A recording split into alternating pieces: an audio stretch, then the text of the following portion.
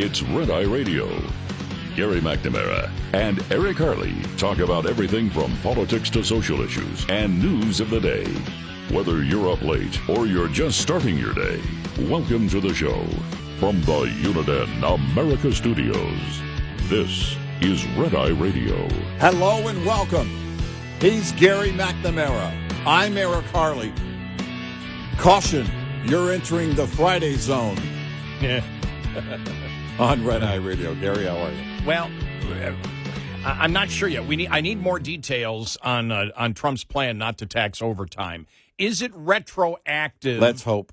Let's hope it goes back 60 years. Is it retroactive for the years between 1978 and 1980, the end of 1982? Yeah. When I was a machinist.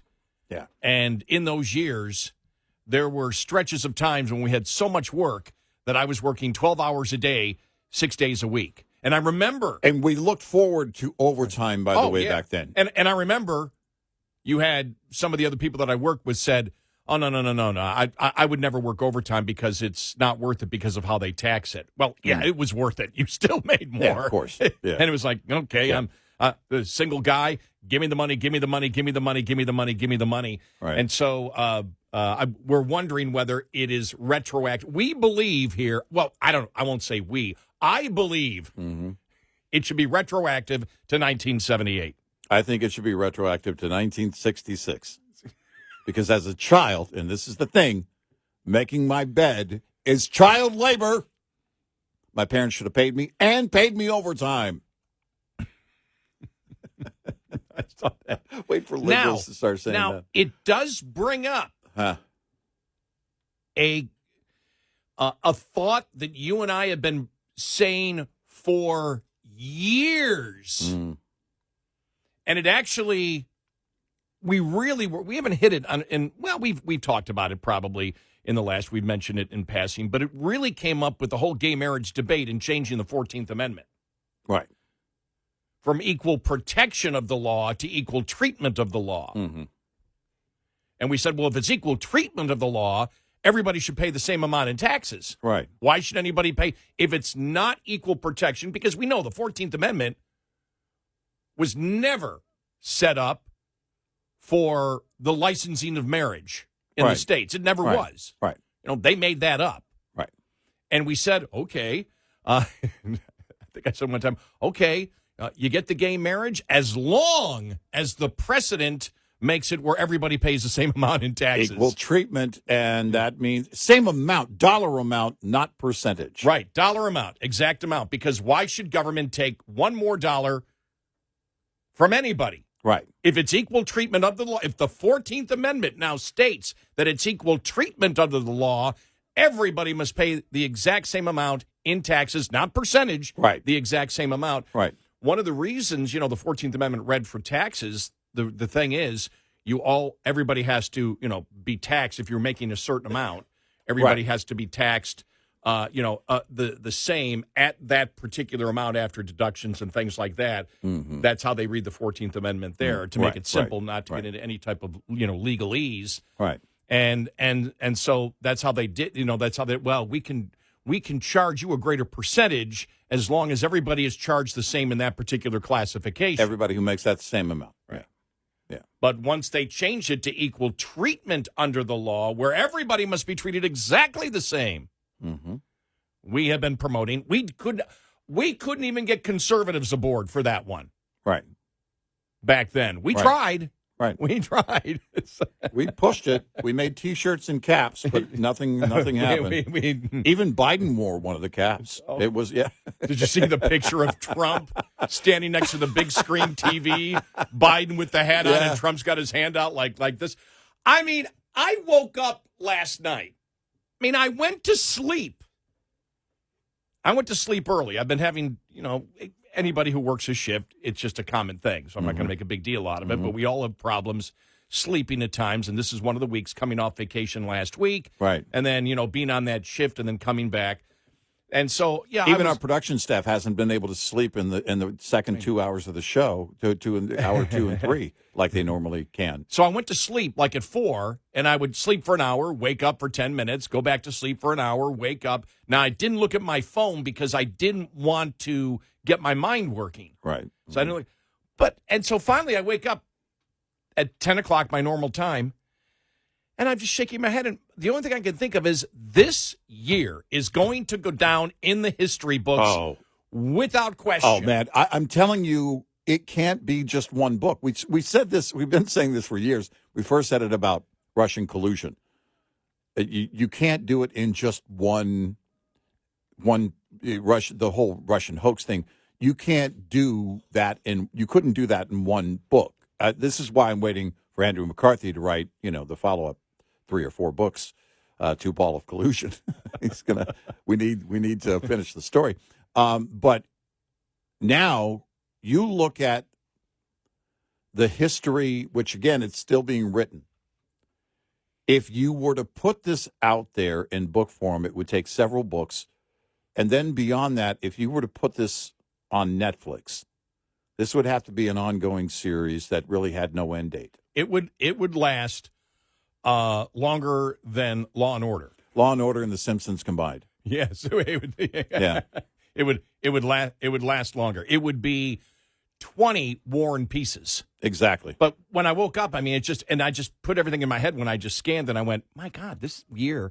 I mean, you've got the federal judge decision on Fonnie Willis, and throwing out 3 of the particular counts, saying, "What are you doing here? You can't do this."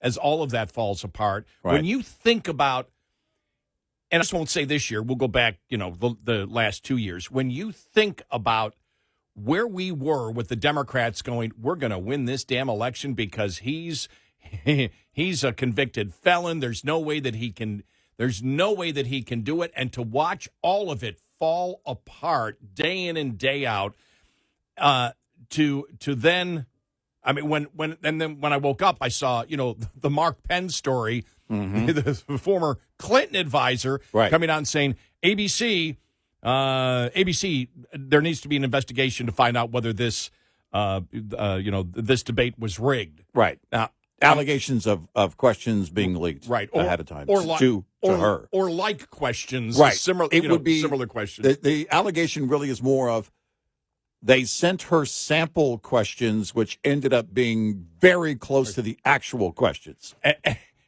And yes, and it was delivered by a cat. Right, but exactly. Who was running for its life. So when I...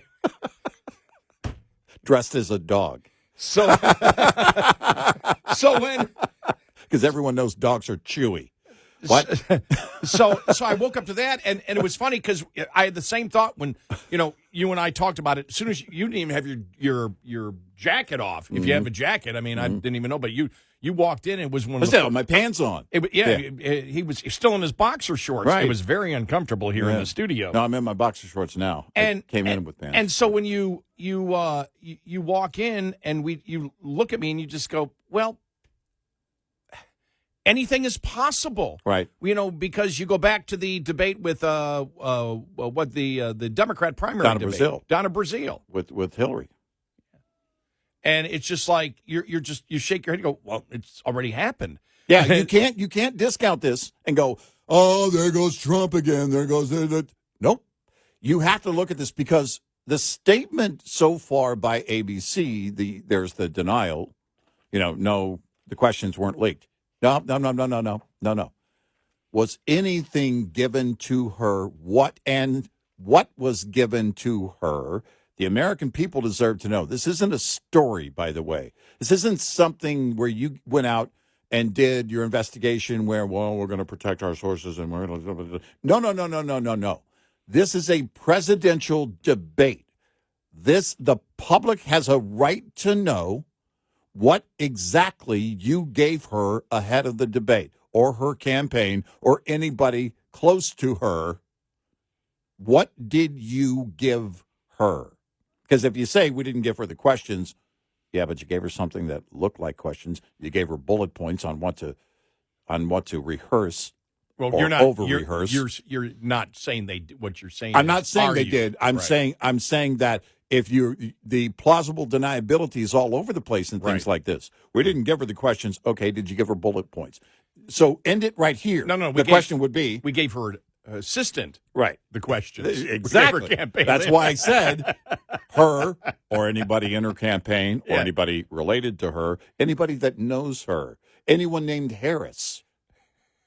Did Steve Harris, the bass player from Iron Maiden, get any questions ahead of time is what I'm asking. And, was anything received by her or her campaign or her debate coaches or anybody connected to her that was provided by ABC? And if so, what? That's the question. And then, as my mind is scanning when I wake up, as it always does, you're grabbing grabbing your phone, and then it's like, oh. And I knew this. I knew this one, I believe, earlier. I'm getting confused now. But then it's like Trump not going to do the debate, and there's not going to be a second debate with her. And he said, "I've already done 2. It's not going to get us anywhere." Right. And you and I said that yesterday. He should just say no more debate. We're done with the debate. He doesn't need it, and we'll get into that here in a little bit. But then the second guessing that when I woke up. Because you started seeing a little bit through the day, and then when I woke up, it's like, well, what does winning a debate mean if you don't win the undecided independents in a debate? It's like exactly what we were saying, and then I think it was Wall Street Journal I went to, Peggy Noonan's, or not Peggy Noonan, this was Kimberly Strassel. Kamala's problem, the debate didn't fix. Pundits were sure she easily beat Trump, but they're not the ones she needs to convince. Exactly what we said from the get-go. I mean, we walked in, and the thing is, this, by the way, this is what we love about having 5 hours to do this. Go through, break everything. Let's go through step by step and break it down. Most shows, by the way, don't have that. I mean, I guess Rogan could do that if he wanted to, because he can go on as long as he wants to. But we love being able to come in here, a couple hours after the debate ends, and say, all right, here's what we got.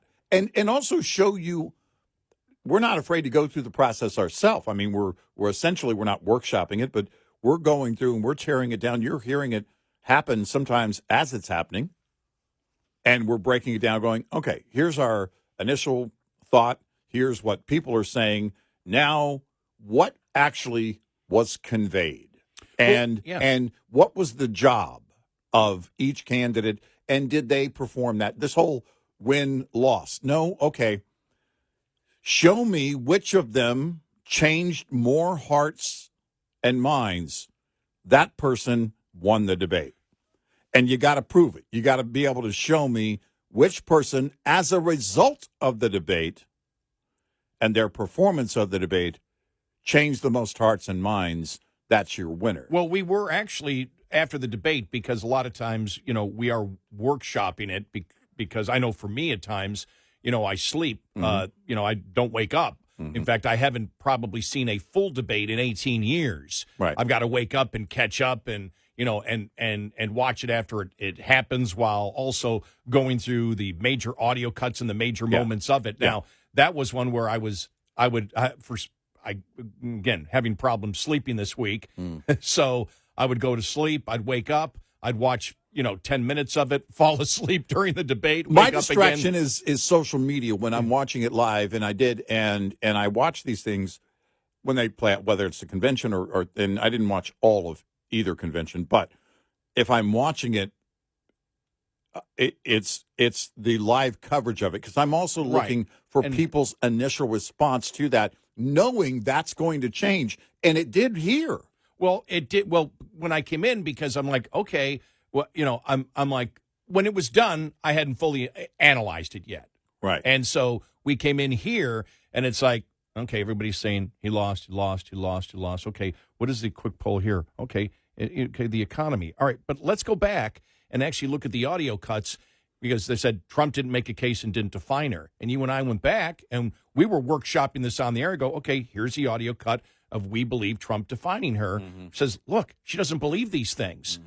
You know, it's like, I don't know what they wanted. How was Trump supposed to define somebody who hasn't defined themselves, except to say she hasn't defined herself, and she's taken all my positions. I was going to get her a MAGA hat. Well, he's just defined her at that particular point. And that's the initial response from me, because I came in with everybody screaming basically, well, he didn't define her. He didn't. Well, no. She didn't define herself. That's the biggest problem.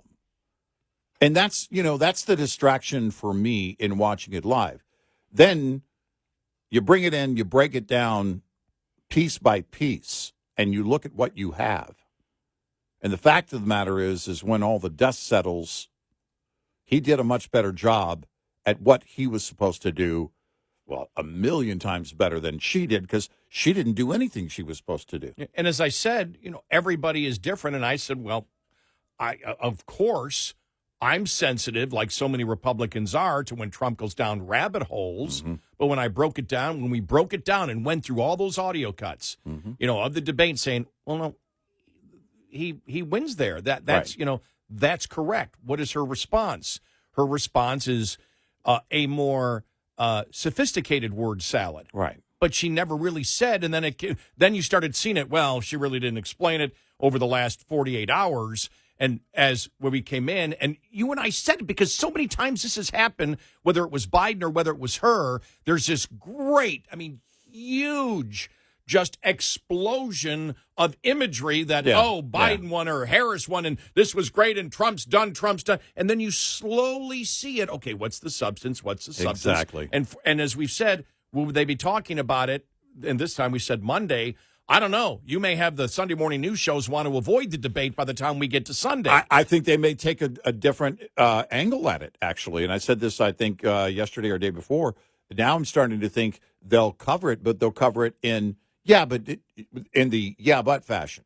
Everybody was saying she won, but did she actually convince people? I think you're going to hear that on Sunday morning news shows, quite possibly. I think their take on it. That's like a quarterback throwing for 500 yards in a game, but you lose the game and saying, well, but the quarterback threw 500 yards. It doesn't matter. Great job, but you guys didn't win. Because what matters is the final score, not how many, and so you and I'd asked from day one, what's the standard of winning? 866-90 Red Eye.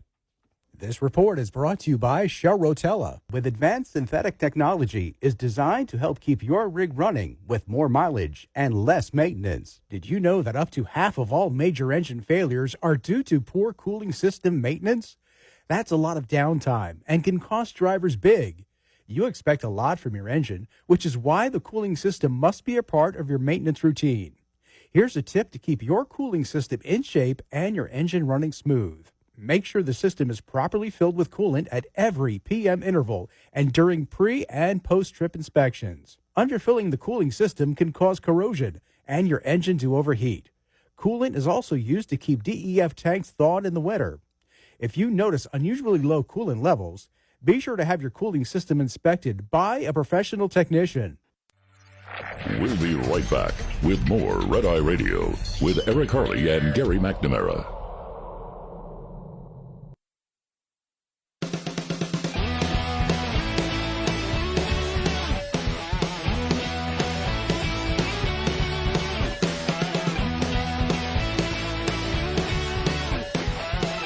It's Red Eye Radio. He is Eric Harley, and I'm Gary McNamara. Okay, what happens now? We had said yesterday for Trump, don't do any more debates. There's no need to do that, and we'll explain why coming up following the bottom of the hour. They're out there now. You're seeing the media covering the rallies now for both Walz and Harris. Yeah, if you're the media and you want her on camera, that's what you got to do. But the stuff they're putting up, there's some there's really some cringeworthy stuff. Yeah. And we'll tell you why Trump was right. We'd said it yesterday. You don't need to do any more debates, which is really weird because I don't think I've ever said that in any presidential campaign ever. Right. Yeah. But in this case, it's the absolute right decision, as we advised him to do yesterday, and he listened to us. Yep.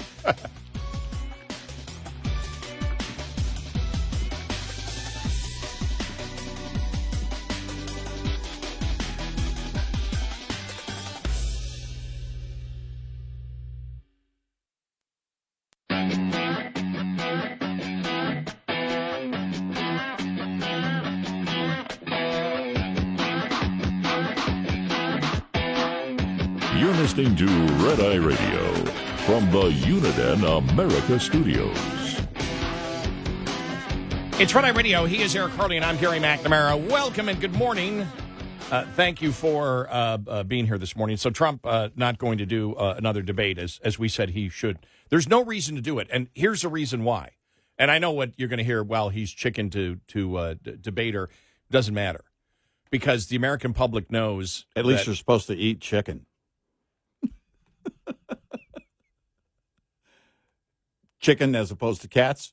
At least you're supposed to eat chicken. I just didn't know how that related keep going. to what I was. Okay, right. I did. Yeah, I you look confused. Go ahead. I didn't know how it was related to what I was saying. Yeah, I mean, I understand. Yeah. I understand where it's it's coming over. from. It had its time. It's over. Oh, Yeah, okay. it's sailed. It's gone. It's a memory. But it's got nothing to do that. I said chicken. That okay? I got it. I got it now. I got it. All right. Sorry. Oh, the ship came back around. Did it? Yes. Okay. I got it now. I got it. Yeah. But it doesn't matter. And the reason that he shouldn't debate is this. All right. He's defined himself. Everybody knows who he is. Donald Trump doesn't need to answer any more questions from now until Election Day. I can't believe I'm saying that, because I've never said that about a presidential election ever, that you need to clarify this, or you need to clarify this, or you need another debate, or you need to make sure that people understand where everybody understands where Trump stands. The problem is, and we've heard, well, he should have another debate so he can define her. He already did. He defined her. You can't break it down any more than he did on each issue with each segment that he had. You can't do it. Well, you and I talk about this all the time, that things are said and nobody ever analyzes whether they're correct or not. Like we said the other day when everybody's, well, she won. How? How did she win? Right. What's your definition of winning? What is the one major issue that Americans care about that she beat Trump on? Right. Where is it? Right. What policy proposal did she come up with that defeated Trump? Right. Well, no. Image-wise, she did better. Well, is that what people are looking for? Are people still looking for imagery? They have in the past. Yeah. And as Kimberly Strassel wrote, well, all the pundits said, well, yeah, but are you trying to convince the mainstream media that you won? Is that what the goal is, or is the goal to convince independents? Because you've got a 45-45 nation. So you've got that other 10% that you're trying to convince. Mm-hmm. And so that's your goal. And so immediately afterwards, we saw, the CNN poll was the first indication that, all right, the public believes she won, but Trump now has increased his lead on the economy. Oh, okay. Well, what's the most important issue? The economy. So he increased his lead a total of 4 points. Right. Okay. So where's the win? Well, she completed a couple of sentences. All right. Well, I don't know if that's going to get you anywhere. So you and I questioned that from day one, and I said, look, we all look at it differently. I think Trump won because Trump, not that he didn't have his moments that I wish he didn't have, but on the substance of the issues and on defining her, he did. Right. That you don't believe this stuff. You're flip-flopping. You don't believe any of this stuff. I should get you a MAGA hat. We played all those audio cuts. I'm not going to go and rehash, every single audio cut of the debate, because I think that's all over. That's already been priced in right now, that debate to people. And what happened? Well, Trump didn't need to define himself because you knew who he was beforehand. The only person who needs to define themselves is Harris, and she has defined herself. She's defined herself as somebody who is telling you one thing but believes another. That's right. And so he doesn't need to bring that. Trump doesn't need to bring that up again.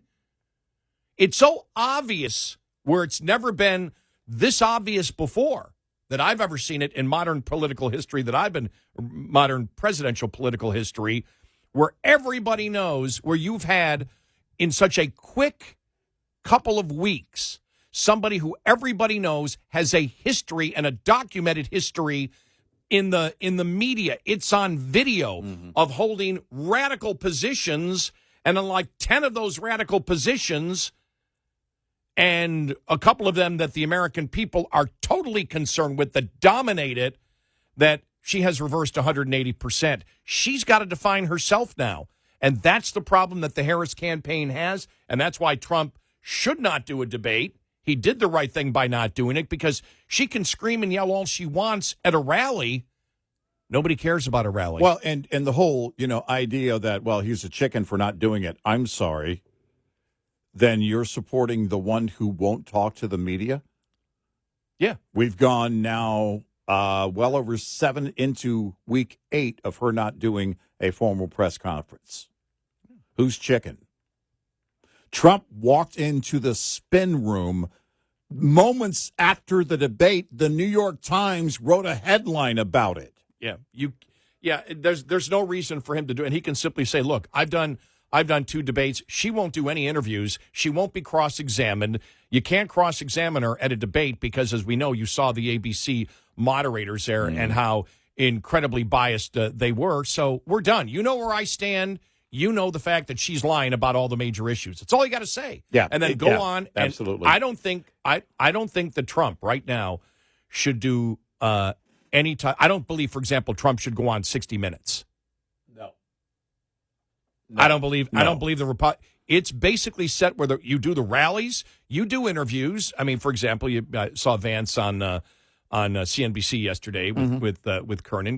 Go do that. I'd had Vance out a lot. I would do rallies. I would go on friendly media. You can go on with Sean. You can go on, with Laura on Fox News. You can go on with Rogan. Yeah. To say I'm gonna start doing some podcasts. Go on with a Joe Rogan. Right. Come on to Red Eye Radio. Mm-hmm. Now we may question you on some come on, we'll give issues. you all 5 hours. Yeah, come on in. Well, he doesn't sleep anyway. I'm just saying he's probably more wide awake overnight because he's always up. Yeah. But it's you don't need to do anything else right now. You don't need to do anything. This election right now, God, I don't even know. What are we, 50 days out, 52 days out, something like that? Yeah, something like that. Whatever we are, it's defined. Yeah, it's defined, and it's not going to change. Because she can't separate herself from Biden. She can't separate herself from the issues, the problems she's caused. She can't do that. No debate is going to help her do that. By the way, if you're a Democrat, you don't want her on another debate stage. For all the reasons we just said. Because the media will be so done by that time. Let's say you did it, somewhere around October 10th, right? A month out from the last debate. You do that second Kamala Harris Trump debate. If the media comes away with that, because here's the thing, too. You had more and more liberal pundits going, yeah, well, but she's also going to have to do this. She's going to have to do this. If she does it again without defining herself and she's only going for zingers, they're going to look at that and go, she failed. They don't want her. If I were her campaign manager and genuinely wanted her to win, I would tell her, go on the campaign stops. That's all you're going to do. Get on and do your little rallies, and that's all you're going to do. But she's the one that should go on 60 Minutes. But here's the problem. You're trying to get independence. That's what, undecided. If you go on there and it's all softball questions, this is something that really hasn't been polled. We know that there's distrust, but I'm talking about independents looking at that debate and saying, "My God, the moderators, these people were horrible," to the point of, yeah, they're really in it for Kamala. And you heard some independents say that. They go, well, they pounded on Trump and didn't do anything with her. Right. Are we to that point where finally you have independents in America saying, look, we know where Trump stands. And if Trump says that I believe there's more than 21 million, and you say, but the government says there's 18 million, nobody gives a damn. Right. When when he comes out and says, the whole cat thing, and it's like, what has happened since that? Have you noticed what's happened since the whole cat thing has come out? The media is now focused on that massive amount of migrants that have come into the country. Yep. And absolutely just used the resources, taken over neighborhoods, because now that story's coming out more and more and more because of that. You made people curious about it. Yeah, exactly. What we have said for years about debates and the way that they go. If you keep throwing things out there, eventually the media is going to want to fact check on it. And if they fact check on it, and they actually do fact checking, what right behind them doing the actual fact checking is the American voter going, well, wait a minute. What is going on with this whole cat thing? What's going on with holy cow, they have that many in one small town? One tiny town is supposed to absorb that many people? Who did that? The Biden administration? You mean the Biden-Harris administration did this? It goes right back to her. She can't avoid it. And what you have... She becomes the cat lady for a different reason. And what you have is on the issues now. And this seems, because it seems from everything that we see, it seems to be an issue campaign based on the economy and the border. Right. And the polls that have come out. When Trump said there's no reason to debate her anymore, and look, the polls showed we gained ground, in a couple of the polls. Mm-hmm. And from what I can see, they have, the insider advantage polls saying he's winning Michigan, which are, huge things right now. And a couple of other polls talking about that he's increasing his lead in the battleground states. Well, you look at it, and there's no reason for him to do it. He's well-defined. People know where he stands. Yep. The majority of the American public believes they were better off during Trump. Right. She's the one that has to define herself. We don't need... Because that was the thing that came out of the debate. Trump didn't define her. And then you and I went back and we said, well, let's look at this audio. Well, he did define her. He defined her and said, she's taking all of my positions. Right. I was looking to the point, and I don't think you can look at me as an average independent. Mm-hmm. But still, when I saw last night, what did they have at the podium when they were doing their rally last night, when Harris and Waltz doing their last night? A new way forward. I'm like, well, their new way forward is MAGA. Yeah. I mean, that's their new way. Right. Their new way forward is MAGA. Right. And it's just Make America a new way forward again. But it is. That's exactly what it is. Their new way forward is MAGA. Yes. And nobody's talked about the fact that when she talks about she's not anti-fracking. There's climate change people out there. I mean, we're the there are a ton of Democrats that are going, God, why does she keep promoting that? Because when she keeps promoting those things, she's telling the American public that fracking is the right way to go. Yeah. But we know you don't believe it. Right. But you know it's the right way to go. When you talk about being so tough on the border and you're going to be tougher than Trump, you're letting everybody know that Democrats actually know what the American people want, but she's not going to do it. And on top of that, I think a number of liberals are afraid she'll actually convince people on the left. Oh, maybe we do need to look into more fracking. Maybe we do need to shut the border. I mean, that's the whole thing, is that stop, because you can't come to the middle anymore. They're playing out of a weird playbook. It's not even an old playbook. It's something they made up. Well, I'm expecting if she loses that you're going to have like a Youngkin moment in Virginia when who was it? I can't think of his name. Who came out and said, "Well, the problem is we should have been more to the left." Oh, it was actually one of the people on MSNBC that said it was what's her name from Georgia who said no, we need to. Stacey Abrams actually on MSNBC. We need to be doing more of the same. Actually, it was somebody on MSNBC. I don't know if it was her specifically, but it was a commentator on MSNBC, and we need to be promoting more on the left. Did McAuliffe say that too? McAuliffe Did he say that? may have said it at some point, but we played an audio cut from female. Okay. It may have been Stacey Abrams, but it was somebody on MSNBC. 866-90 Red Eye. Coming up, more with Gary McNamara and Eric Harley. It's Red Eye Radio.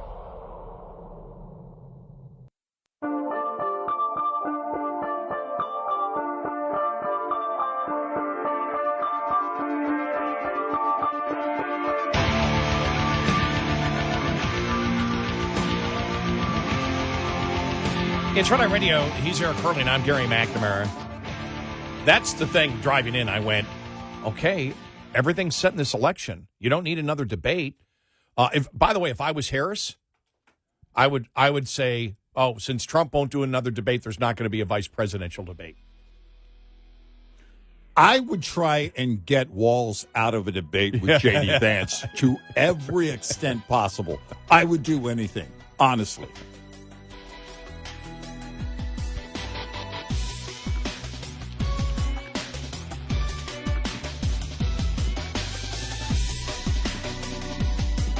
Top of the Hour News is brought to you by House Products. Visit houseproducts.com. This is Red Eye Radio on Westwood One.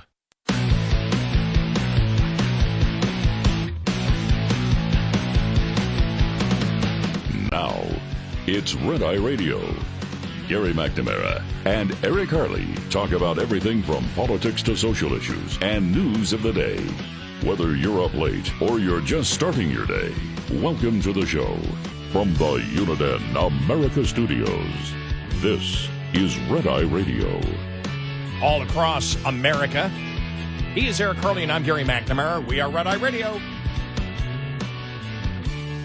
What we need is no taxes on any earnings between 10 p.m. and 6 a.m.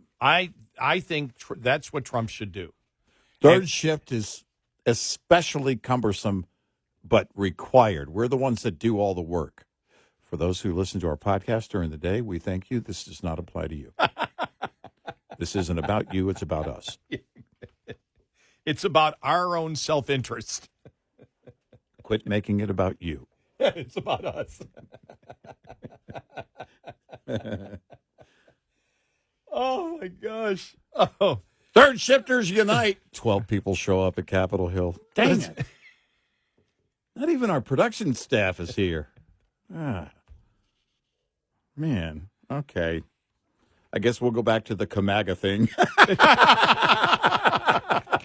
Well, as I'm driving into work, Uh-huh. I was shaking my head going, I've never covered anything like this. Never will. I mean, yes, things always change, but for presidential elections, and I'm driving in thinking to myself, there's nothing more to be said. Mm. You know, Trump doesn't need to say anything. Everybody knows where he stands. When you look at the polling out there that asks the question, are you better off now than when you were 4 years ago? The vast majority, landslide number of people saying no. And so Trump does not need to define himself. Trump does not need to define, because you heard this. You heard this after the debate. Trump didn't define her. And you and I said, well, we were questioning that. Then we started, let's go through different audio, and we found the audio where he defined her. She doesn't believe all the major issues,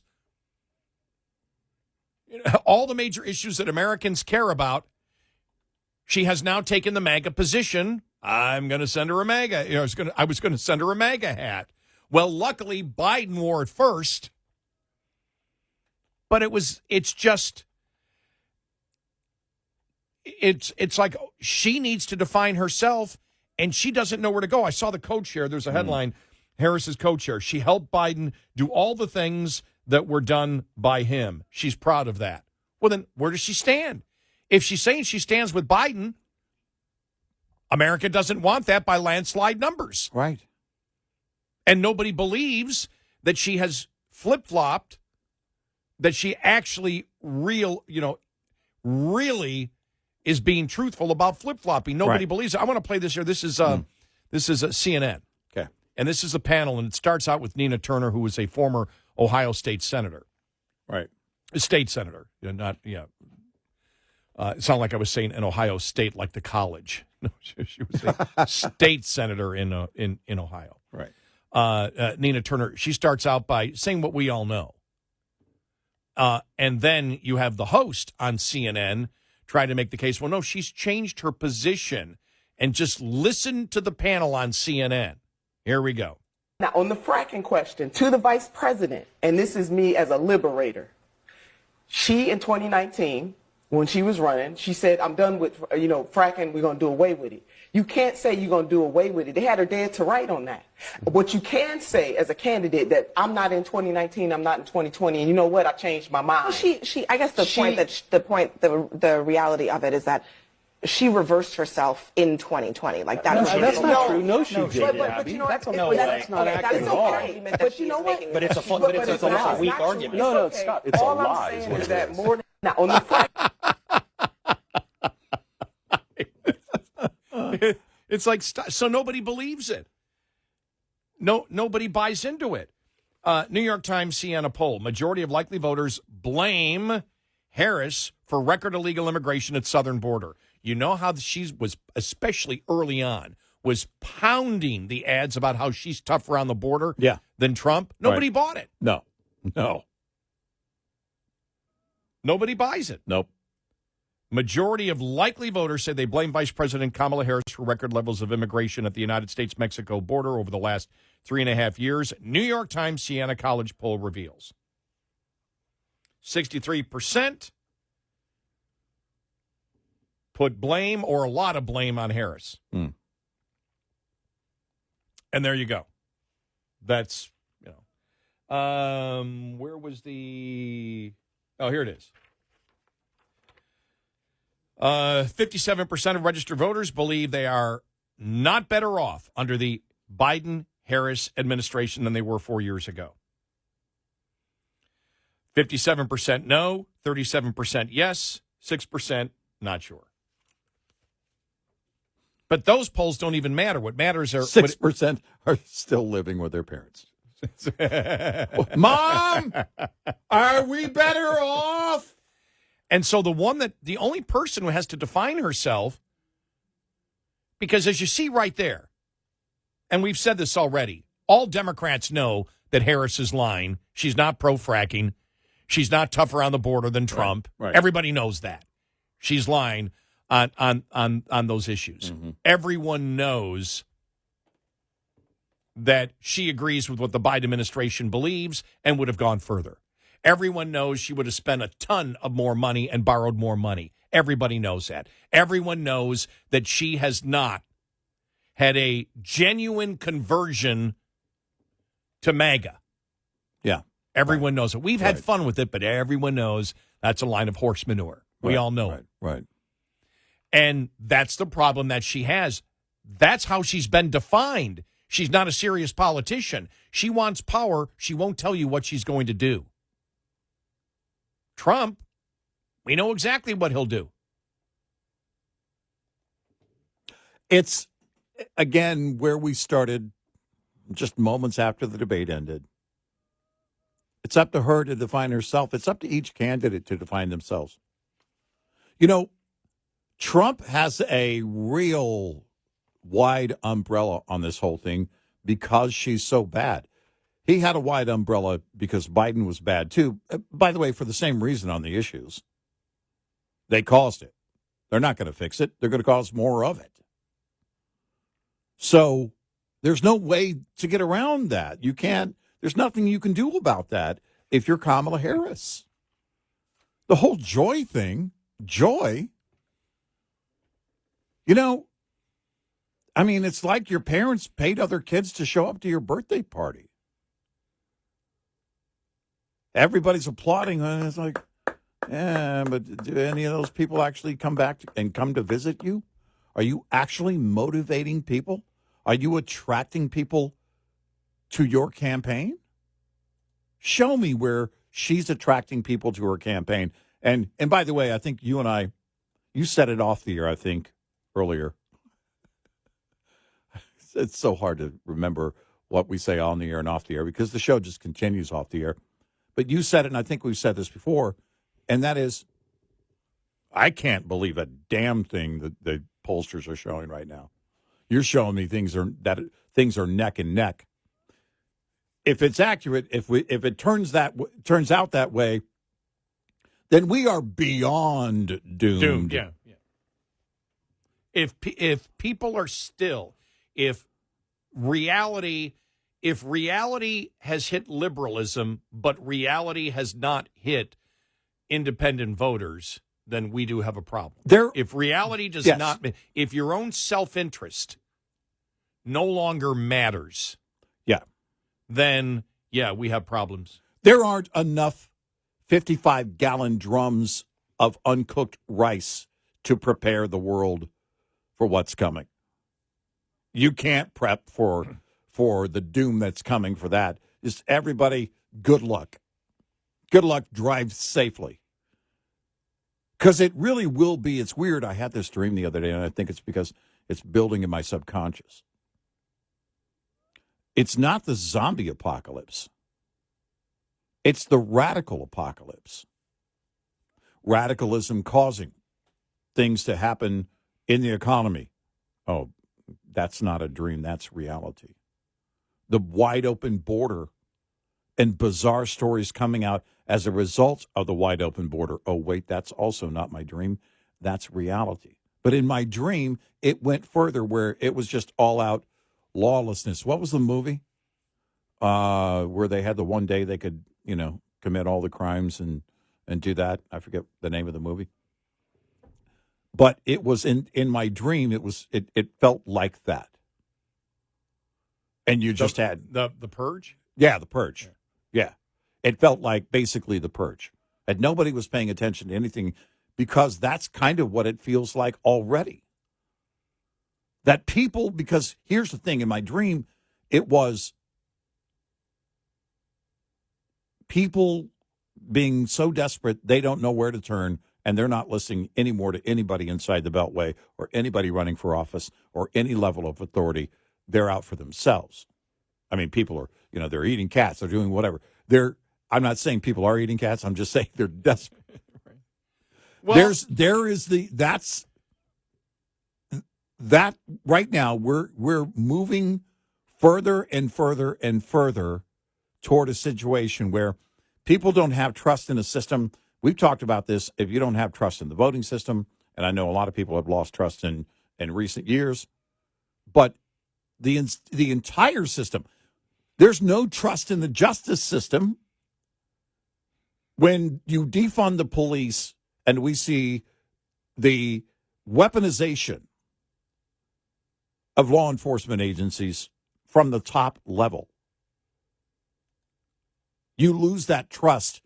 And this is why, I go back to whether it's pollsters or I don't trust anything anymore. You and I used to, we still do. You have to go through the stories every day. You got to go through. But now the challenge is because it's like, sorry, I don't trust anything from anybody. I don't care if it's Fox News. I don't care if it's Newsmax. I don't care if it's CNN, CNBC. Because we've seen it over and over and over again. They change the meaning of words and everything else. We talked about this even when Fox News would move seemingly further left and use the words that really was the liberal propaganda words. And they've done that countless times. So I can't right now, because I'm the son of a lifelong military law enforcement officer who also taught law enforcement and criminal investigation, I'm always going to have a strong level of trust in law enforcement officers, rank and file, doing the work. But when it comes to now the upper level of the top law enforcement agencies on the federal level, how can I ever regain that kind of trust? Yeah, I agree. I just don't see that happening in my lifetime. And by the way, I'm not proudly promoting that fact. That is a sad fact. It's tragic I'm at that point. And you talk about, we talk about massive failures. When you have Blumenthal come out yesterday and say the American public is going to be shocked and astonished and appalled at the Secret Service. If you've got massive incompetence and wokeness in the Secret Service where you can't even protect the damn president, or a presidential candidate. And I say the president, too, because if it's in the Secret Service, it's across the board. It's across the board. It's across the board. And Blumenthal is as liberal as you can get for him to do that. Now, I'm not saying it's going to make a difference in the election, but it does pile on to the fact that everything in Washington is broken, that the monopoly of the federal government means they suck. They can't do anything right. Right. And, that's why, by the way, that's why the Constitution was written by the way the Constitution was because they knew the federal government would attempt at some point to take over as a monopoly and, control as much as they could control. And that's why the Constitution exists. Right. Is to limit the authority of the federal government. Yep. And so when Blumenthal came out, that's what I thought yesterday. I just went, I remember Peggy Noonan writing the column like 6 months after Biden was in office saying it seems like everything is broken with him there. Yeah. And now with the Secret Service, it's like, well, then who the hell can you trust? If you can't even trust the Secret Service to protect a president, and I don't care whether you're talking a Democrat or Republican, right. I'm talking about one of the branches of government. Yep. You can't do it. Then what the hell can you do? If there's no honor and pride to the work, in that work, to the level of making sure that everyone is competent on every level, then we are screwed. We are doomed. 866-90-RED-EYE. Brought to you by FPPF, Fuel Power Max. Uncompensated detention at docks frustrates drivers of all stripes. If you're an owner-operator, you have at least some control over the matter. Make the subject a standard part of your rate and/or contract negotiations on the front end. You can use your own numbers to calculate an hourly rate to compensate for lost income opportunity, as well as fixed costs, which don't stop when the truck stops. Those two elements of a fair detention rate were deemed appropriate by most of Overdrive's audience almost a decade ago. We've used income, fixed costs, and miles average of our owner-operator business services from ATBS's clients to compute an average $64 an hour detention rate then. And 10 years later, the figure is $83 an hour. Use your own numbers to calculate your rate. A simple conversation with any broker or shipper or your carrier if you're leased about what you're putting in the rate might yield results you don't expect. Owner-Operator Business 101 is provided by Overdrive's Partners in Business program. Go to overdriveonline.com to the Partners in Business section of the website for more details on this and many other topics. Brought to you by Shell Rotella. With advanced synthetic technology is designed to help keep your rig running with more mileage and less maintenance. Lines open for your calls. 866-90-RED-EYE on Red Eye Radio.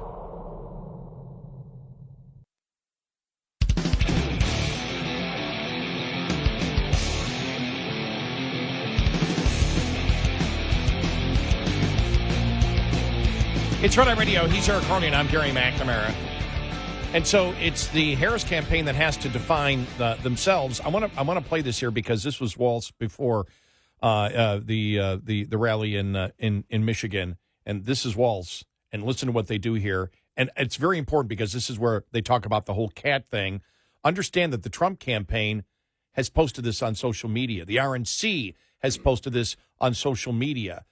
Republicans aren't afraid of the whole cat thing because it leads you to, why are they talking about the cat thing? Exactly. What's going on? Exactly. And then it gets you into a dumpster fire that you don't want to be a part of. But here it is. Here we go.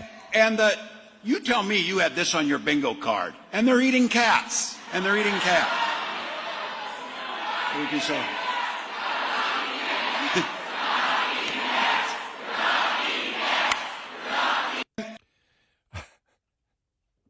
You know what that reminds me of? Meatballs. Yeah. It just doesn't matter. It just doesn't matter. It just doesn't matter. Yeah. But you would think that that's something that they would be, that the Republicans would say, okay, let's not promote that. Republicans are the ones promoting that audio clip, both the Trump campaign and the RNC. And the reason is because you lean into it knowing it's working for you. This is the problem. Kamala Harris, if he holds true to that and says, nope, no debate, she can call him whatever she wants. Chicken, scaredy cat, whatever she wants to use. And eventually somebody in the liberal media is going to go, yeah, but she's not doing press conferences. She's not talking to the media. She walked onto her plane the other day and ignored the media, shouting questions. She's ignoring the media. She's done one debate, she's done the convention, and one sit-down interview, and I don't expect anything else from her. So who's afraid?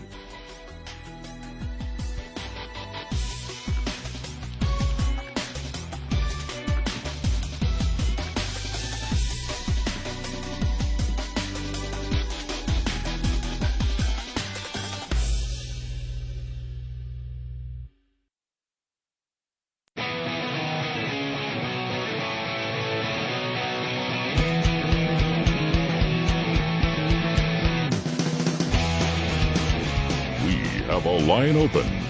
1-866-90-RED-EYE. Red Eye Radio.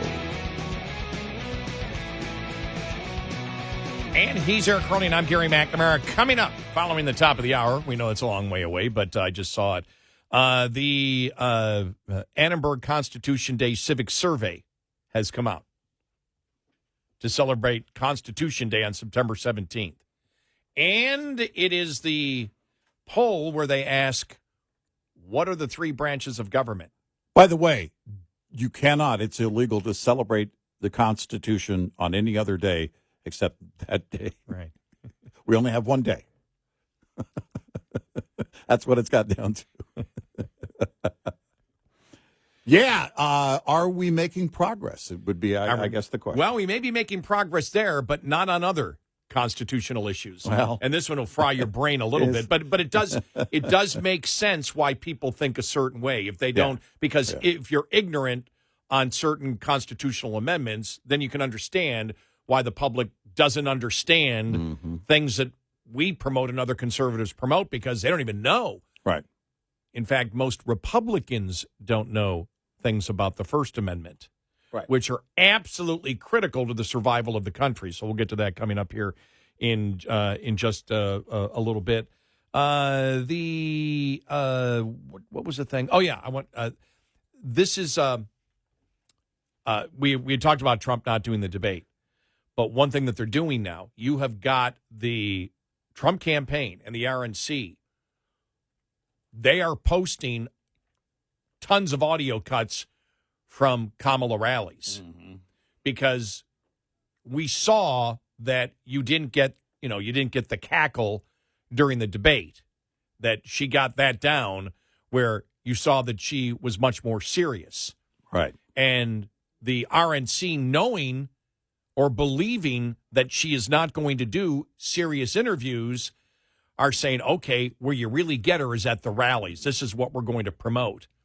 And this was one thing that, again, the RNC and the Trump campaign have put out online. Here we go. This is from Harris yesterday. You heard what he said in the debate. He has no plan to replace it. He said concepts of a plan. Oh, you all watched the debate. Ouch. Wow. And there you go. And that's not just cackling, that's shrieking. And here's the thing. You can't get your point across when people are covering their ears. What I think is interesting is the fact that the Republicans are promoting all the things that the Democrats believe are going to work against the Republicans. And the Republicans are like, go ahead, we'll do it. As you've seen, there are more memes on the whole, cat thing probably being put out by Republicans. Right. I mean, they're hilarious. Yeah. The things that are out there. And again, we understand. We've seen the videos where people are saying, the one in the Daily Mail UK, the one police thing where it's like the woman has fur in her mouth. We've all seen the body cam footage. It's been out there for days now. Yeah, so we've all seen that, but that wasn't the point. The point was, whether it turns out to be true or not, nobody knew of it. So don't give the Democrats an ammunition when you don't need to use that to make the point, Because you could say, yeah, the reports out there, that they're eating cats or eating pets. I don't know if that's going on or not, but the fact is it's hell in that town because of the Biden administration's immigration policies and tens of thousands of migrants being shipped to small town USA. Mm-hmm. And that's the only thing that, whether it ends up being, if it ends up being true, whoa, that will be interesting because that takes another thing away from them. But the fact is, it leads you to the problem because people say, what's the cat thing about? Right. And then you say it, they go, what? In a small town like that, there's 20,000 migrants that they put, 20,000 Haitians that they put in there. Right. And they've got to take care of it by themselves. So they don't even know they can't win it. Republicans, believe they can win it. That's why they're posting it. Yes. Republicans have no problem. Go ahead. There's Walt saying, and everybody cheering, we don't eat cats. We don't eat cats. And the Republicans are going, there you go. Go ahead. Keep doing it. And so, oh, by the way, I have to say this. I got to make sure I make note about it. I can't forget about this. Daryl Parks. Yeah. Great friend of the show. Daryl Parks used to head up WLW, our great affiliate in Cincinnati. Right. Now, he's from Buffalo. Right. So he's a Bills fan. Yeah. And I got to make sure I got to make sure that I get it absolutely right here. Make sure I get it exactly right what he put on. There it is. And I believe it was after the game last night where the Bills beat the Dolphins. We hope Tua is okay. He suffered a concussion. Yeah. It could be bad. It could be the end of his career. Yeah. But Daryl posts, and Daryl's got a great sense of humor. There's a picture of Trump speaking, and, it's a meme, and at the bottom it says, they're eating the Dolphins.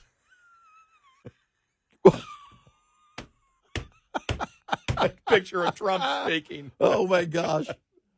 That's hilarious. Oh, my God. That's hilarious. And so that's the problem that they have. Here's the question, because I don't know. And there's a lot of things that you and I will talk about what we would do. For example, we told Trump yesterday, don't do any more debates. Right. And we had told him early on, don't do the ABC one unless you get a Fox one. But, unless you get a Fox one or you get, the moderators that you want. You should have fought harder for that. But, we told him, not to do it. The problem is, how does she define herself? Because right now she is defined, except for MSNBC, but MSNBC has an extremely small audience. Everybody knows. You see it. New York Times, Washington Post. Everyone's saying now, well, okay, she might have won the debate, but not with the people she should have won the debate, which means she's not winning the debate on issues, which I find pretty funny, don't you? Yeah. It's like, she won the debate, not on the issues, but she won the debate because she can say two sentences in a row. Yeah. And it's like, well, okay. And when you saw the independents out there, the ones that, so many that we brought you on the audio saying, well, we still don't know where she stands. We still don't know. You're not going to know where she stands. How can she change it? Because every single day, and we told the story, the co-chair saying, no, she stands behind everything the Biden administration has done. And then she's out there also telling people that, well, no, I've switched my positions completely. I thought one of the daggers was, and I think Republicans and conservatives failed to notice this, is when he said she's flip-flopping on everything. I was going to give her a MAGA hat. Right. And talked about that she's not pro-fracking. She's not going to be tougher on the border. And everybody knows it. Yep. And so just playing the CNN, as we did here in the last hour, the CNN panel discussion where the host actually said, well, she did change her mind on frack. And it's like everybody went, no, she didn't. No. You just heard a deluge of the other panelists going, no, she didn't. No, she didn't. So she's defined as not standing for anything. Right. Trump has defined her. She doesn't stand for anything except power. Yep. Because nobody believes that she's going to be tougher on the border than Trump.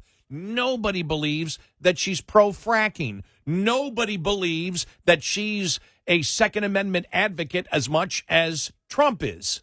Right. We all know this. It's all BS. And so if I'm Trump, it's like, well, I'm not, I can't help me, and I'm saying I can't help me because I've already defined her. You know, it's not that we disagree on the issues. She's saying she agrees with me on all the major issues that I agree with. So it doesn't do me any good to debate her. Right. There is no debate. Right. In fact, on the major issues, we agree. So what would be the point?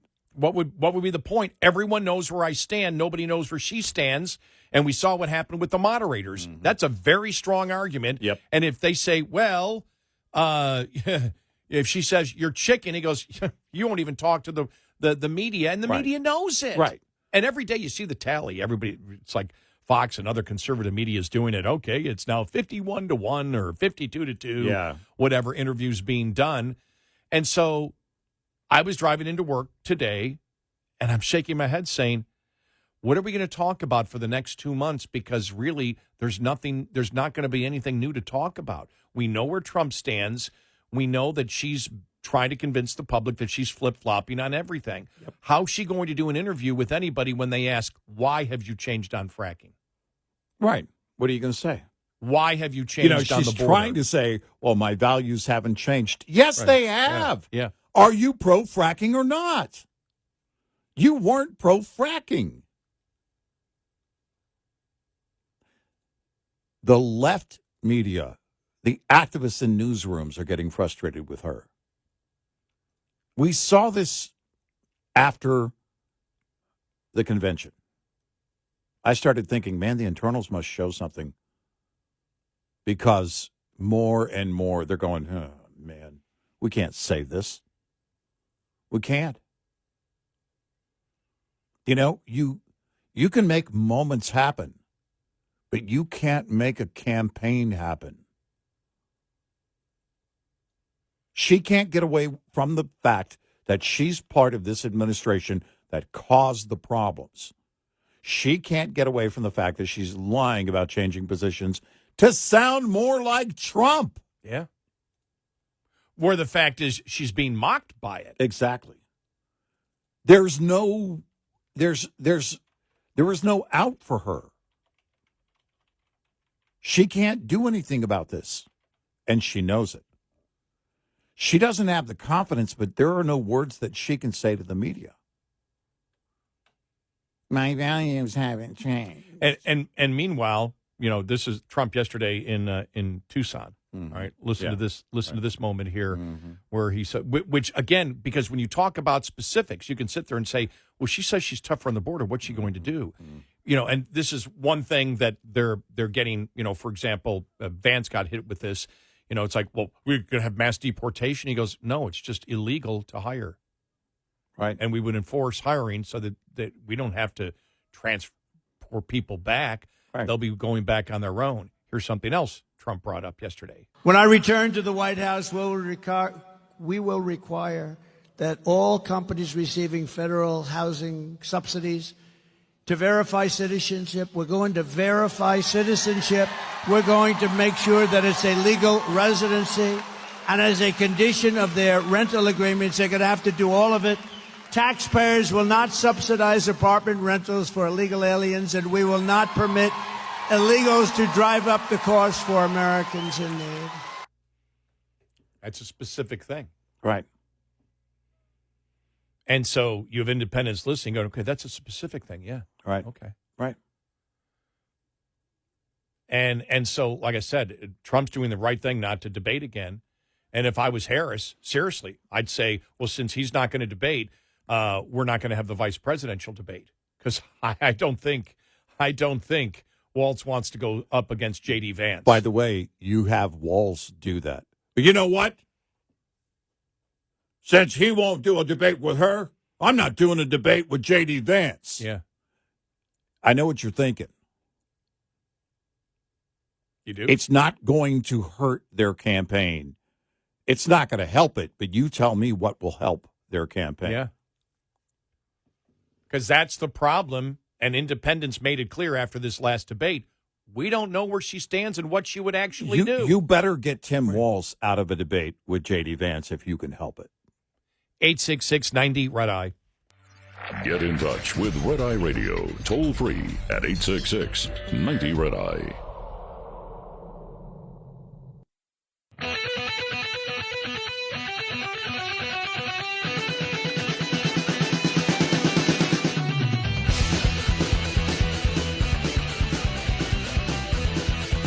It's Red Eye Radio. He is Eric Harley, and I'm Gary McNamara. More on where both campaigns are going, and a bunch of different polls out there. And I love this headline. I just saw the headline. James Carville suggests Harris take planted questions during public speaking events. It's like they're not even trying to hide it anymore. No, I mean, you can't because it's that bad. It really is that bad. Wow.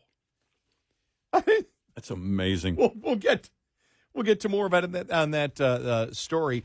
Another poll that I thought was interesting that we'll get to. Vast majority of Texans say food costs are rising faster than income. 81% of Texans. That's why when I see the polling with Cruz and Allred, and I'm like, no, it's not that close. No. When they show some of these polls show, it was within 3 points. I'm like, no, it's not. No, it's not. Sorry. That's not a chance.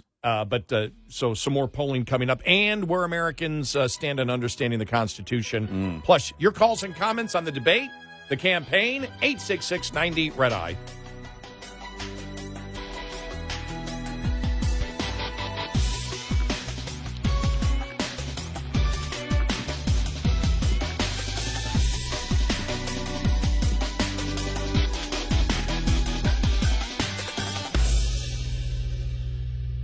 This is Red Eye Radio on Westwood One.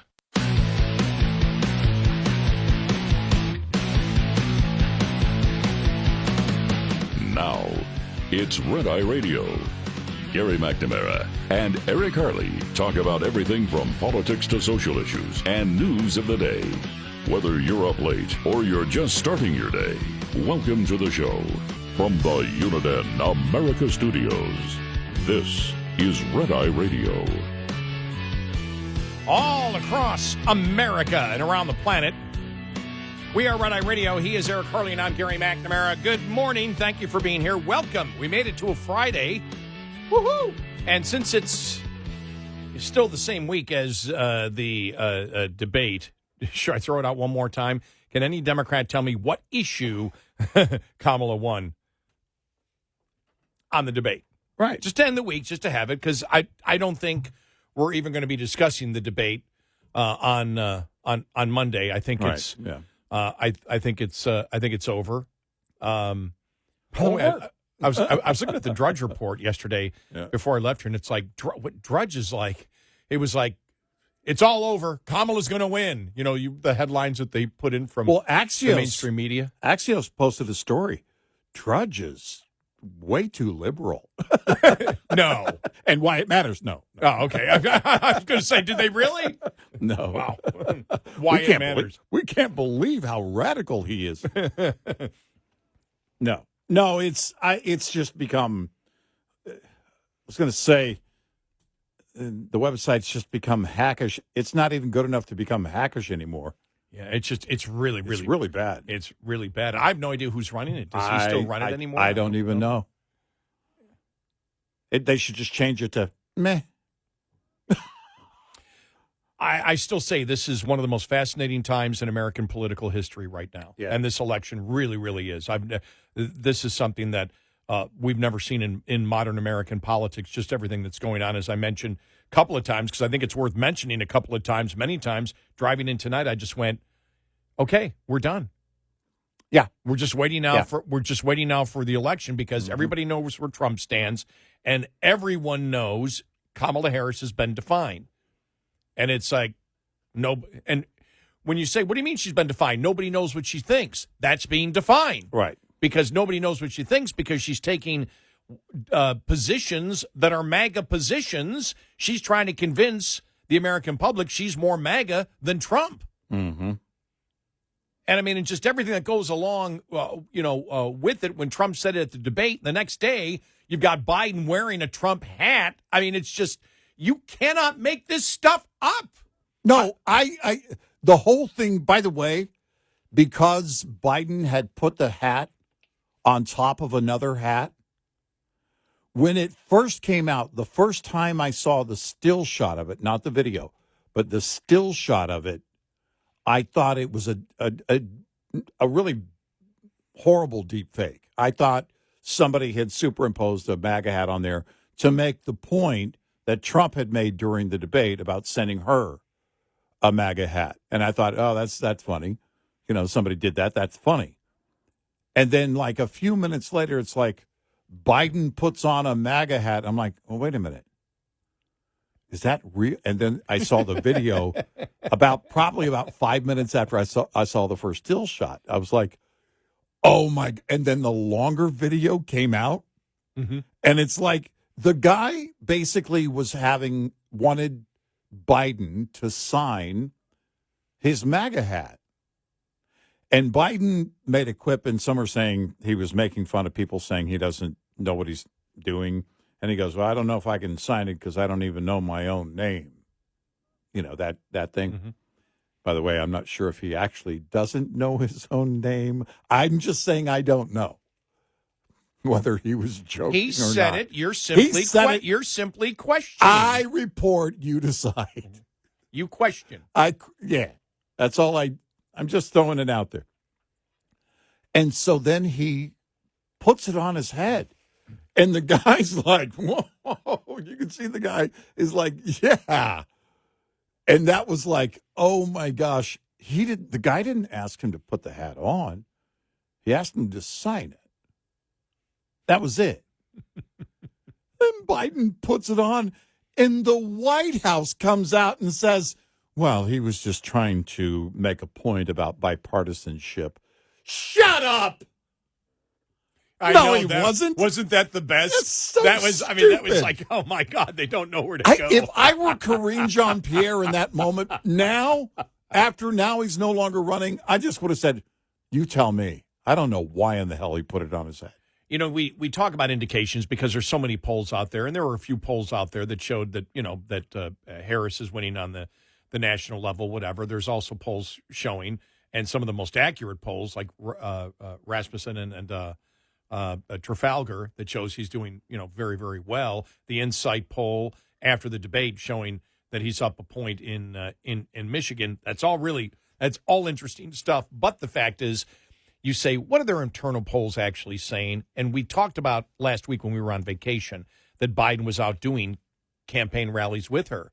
And we went, oh, my God, they're worried. Yeah. They're really worried. Yeah. If they brought him out, they're really worried. And then you look for other signs out there of people in the know and how they're responding and what they're saying. You had Chris Coons yesterday, a co-chair of the campaign, say, and this, I believe this is before Donald Trump said, no, we're done with the debates. He said, no, Harris should do a debate on Fox News with Trump. Right. And we had said, if Trump was going to do it, you say, no, I want it on Fox, and I want, you got your people to do it. I want my people to do it. Right. That's only fair. Right. With Chris Coons saying that, you're like, well, he didn't. He just said she should do one on Fox. Mm-hmm. He said it. Right. And it was like, whoa, man, you're kidding me. Really? Yeah. And this one also got to me yesterday from somebody who would be in the know going, I can't believe they're saying this publicly. And this is James Carville, Democratic strategist. James Carville, during a podcast yesterday, advised Vice President Harris to use pre-planned questions during her public speaking engagements. Man. Wow. In the let me see, he was giving he was doing an interview, a podcast, Conversations with Bill Kristol.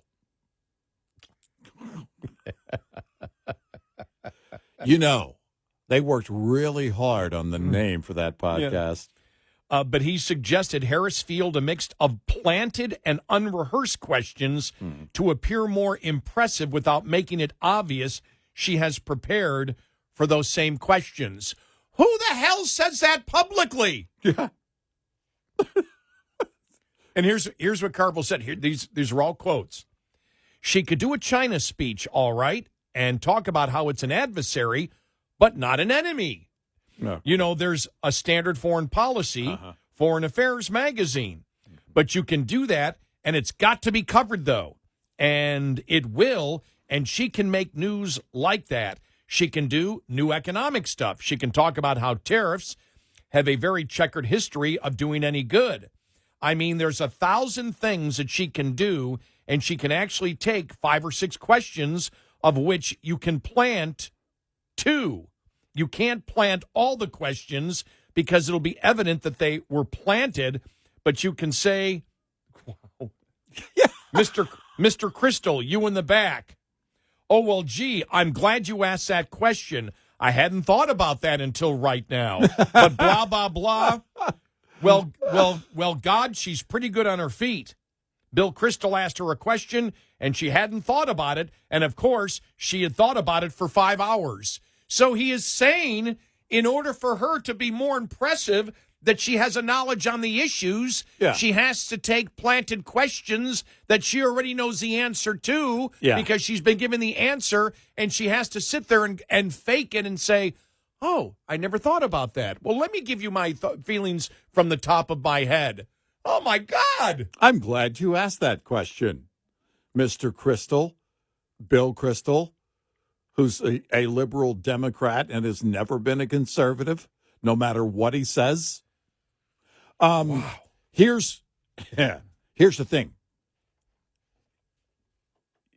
Sorry, Mr. Carville, you're putting too much confidence in her, even with that. But why would he say it? Because he knows she can't do it. She can't do it otherwise. No. Why did he say she should do it? Because he's actually helped others do it in the past? No, because he realizes her weakness that she has in independence. He understands that she hasn't explained anything to the American people, and they have no idea whether she actually has any knowledge on the topics or the things, whether she has thought about these things and actually has specific opinions and can get into the minutia, which you have to on a lot of these particular issues. Well, again, yeah, but I think Carville's reading too much into it. She has to rehearse clearly.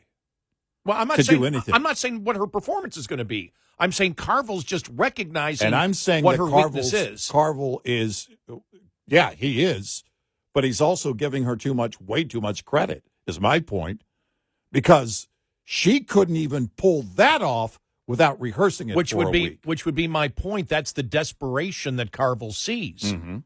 He sees this desperation. He's like, oh, my God, she's not going to win. Mm-hmm. Because the American public, you know, it was, you knew it, like I said, when she brought Biden onto the campaign trail. You knew there was a problem at that point because there was no reason to do that. You knew, think about this. He's the guy that you forced out. Yeah. Because he was so incredibly unpopular, not because of his cognitive abilities, because they still haven't owned up to that. Nobody really knows. They've never answered why they've really kicked him out, but we know why they did. Because, well, it wasn't the cognitive problems. It was just time for him to move aside. Yeah, because he was so incredibly unpopular because of where he stood on the issues. Mm-hmm. So you don't bring that guy who you kicked out, who you put Monday to speak on the DNC, for the DNC, instead of Wednesday or Thursday introducing her. You put her on Monday to bury him, and a couple weeks later, he's out on the campaign trail with you, one of the most unpopular incumbent presidents in modern American political history, that you kick him out. You say to hell with the primary process because he's so unpopular. You have the Politburo of the Democratic Party anoint her into the position because he's so unpopular. And a few weeks later, you've got him out campaigning with her. Well, see, that's the whole point. And to clarify my point on Carville, he has very little confidence in her and still has too much. That's my point. Okay. Well, yeah, she's not competent enough to pull that off. What are you doing? Which is the desperation that he feels. Don't take any questions should be your only advice. Don't do a town hall meeting. Get up there, give your speech, do some cackling, and move on. Snap, cackle, pop. Make it happen. Pop being Tim Walz. Because he looks old.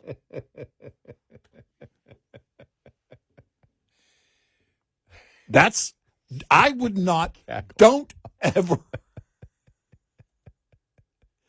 Why is Eric making cereal references? He sounds hungry. Why is he doing Jim Gaffigan again? What's happening? I would not take any questions from anyone. Well, the problem is she hasn't convinced independents. She has to do something. Her husband on the road the other day asked her, "Honey, where you want to eat?" She says, "I'm sorry, we're not taking questions." It was just a direct, natural response. But I understand where Carville's coming from. Is not whether he has confidence with her. They have no other choice, but because he's thinking she has to be able to answer some questions, even if it's a setup, because independents want specifics of what she is going to do, and that she actually has a mind that is a critical thinking mind that is actually looking at the problems that we face today. And he's saying that out of absolute desperation. Yes, because if you tell her right now, now that the debate's over and we're seeing what independents think, now there's a realization from people like Carville that she can't win if she just sticks to the rallies and doesn't do any interviews. She has to somehow fake it. She has to fake it.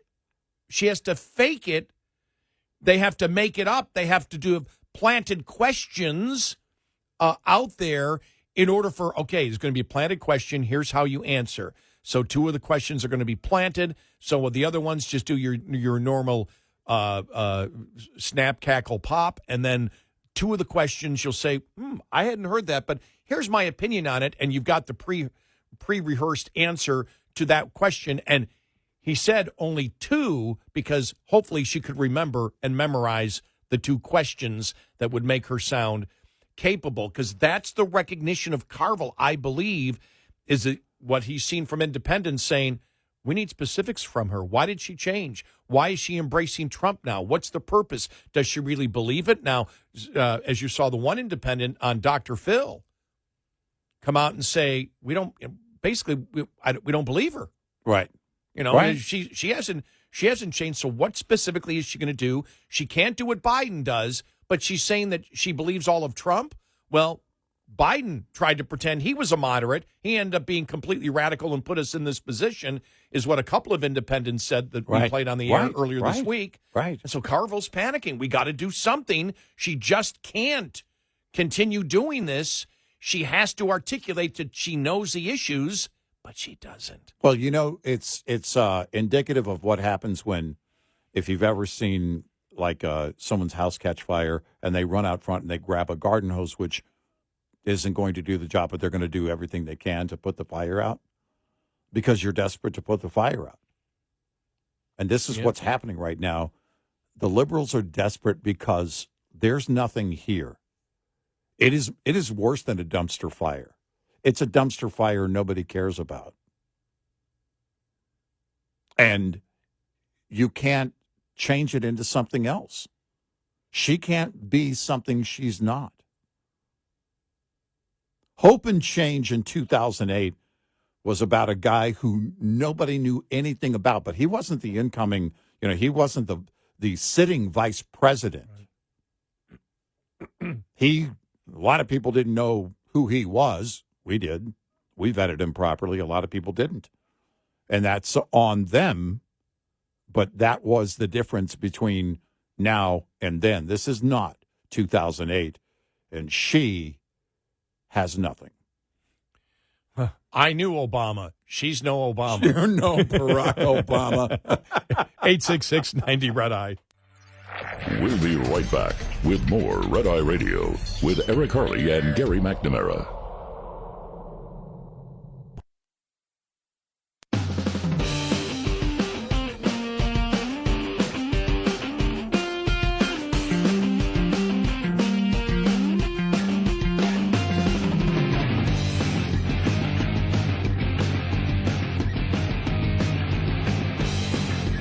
It's Red Eye Radio. He's Eric Harley, and I'm Gary McNamara.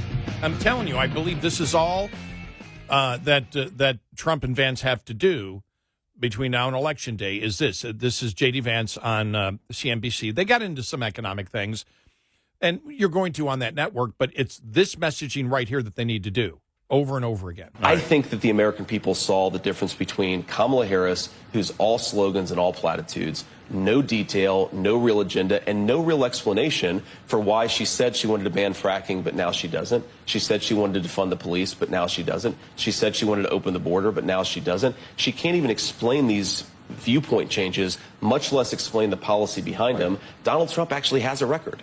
And I think that is actually the most striking difference between these two campaigns is you got two people with a record. Donald Trump with a 4-year record, Kamala Harris with a nearly 4-year record. She's running away from a record. Donald Trump's running to his record because it was great. It was the record of peace and prosperity for this country, and we got to get back to it. You don't need to get into the minutia of any details of anything you're going to do from this point on. That's all you have to do. Nobody is listening to it. People want to know that you sound confident. They also want to know that you're part of a campaign that's proven to be able to do these things.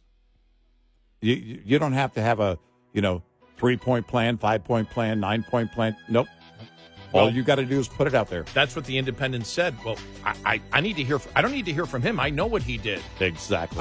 I know what he did. I need to know what she would do, and she won't tell me. Where's her plan? Yeah.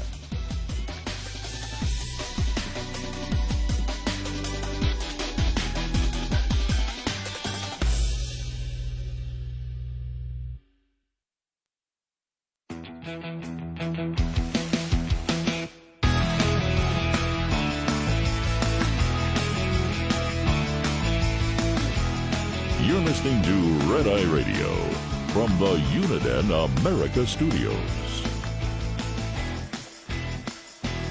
Wow. I just on social media, just on X, looking at Kitty Team 6.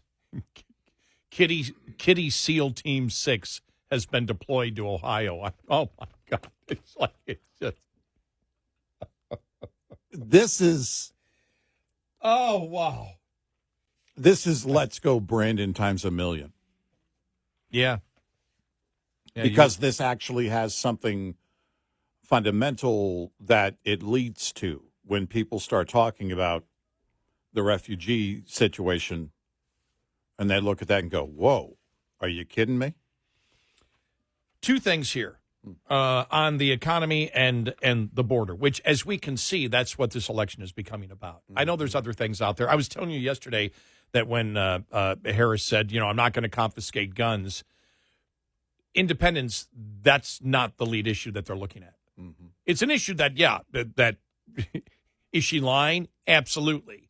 And it does hurt her credibility because nobody believes, because you can go back and you can look at, the things that she had said about mandatory gun buybacks over and over and over and over and over and over and over again. But the fact is, that's not it. I can see this election right now is almost completely about inflation, the economy, and the border. That's it. Yep. A lot of people say, well, let's talk about foreign policy. Well, you can do that in a generic way, and people would look at it. I was looking at online, and it was Republicans against Trump. Well, here's their specific minutia policy on Ukraine. And in my head, not that it's not important, but in my head, election-wise, political-wise, I'm going, blah, blah, blah, yada, yada, yada, yada, yada, yada, blah, blah, blah. I think the position on Ukraine helps Trump because, again, as a nation, and this was what the Biden administration was, trying to make the case on the botched exit of withdrawal of Afghanistan. We had a number of troops. It had dwindled down to having enough there to essentially keep the peace, but also to have an intel base to be able to monitor our enemy. Whether you like that or not is not the point. Trump wasn't a wartime president. He, number one, didn't get us into Afghanistan or Iraq. And now this administration, including Harris, and the liberals wanting to give more and more money to Ukraine. Again, Trump wins the, sorry, we're not going to spend money on war argument. And we can have that debate as to what we need to do about Putin. But right now, the political sentiment is not in the favor of the Democratic Party. Right. You know, my point was no other issues really matter except the border and the economy. Not that we can't get into what they're going to do, because it does. In the real world, it all matters. But I'm saying strictly for this election. And there's two different stories here. Why Americans sour on the economy. They have good reason to be. The latest census data reveal. Wall Street Journal the other day, editorial board from September 10th. The good and maybe the only good news is that the median inflation-adjusted household income increased last year for the first time since 2019. However, Hispanics, Asians, and blacks did not experience statistically significant income growth. Real median earnings for full-time workers last year declined 1.6%, and even more for high school graduates, 3.3%. This means inflation outpaced wage gains for most low-wage workers. One culprit may be that workers logged fewer hours and less overtime as the labor market started to soften, especially in leisure, hospitality, and manufacturing. The upshot is that the real median household income remains lower than in 2019 and has barely grown since 2020. That contrast between the first 3 years of the Trump and Biden's presidency is absolutely striking. Between 2016 and 2019, incomes climbed for Asians. This is what the incomes climb. Ready for this? Between 2016 and 2019, incomes climbed for Asians $14,600. Whites, $8,910. Hispanics, $6,960.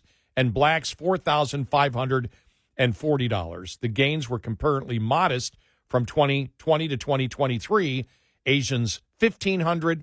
Whites, $850. Hispanics, $700. And blacks, $2,650. Because COVID reduced incomes in 2020, this comparison, if anything, flattens the Biden record. The Trump tax reform and deregulation boosted growth, which resulted in a tighter labor market and rising wages without fueling inflation.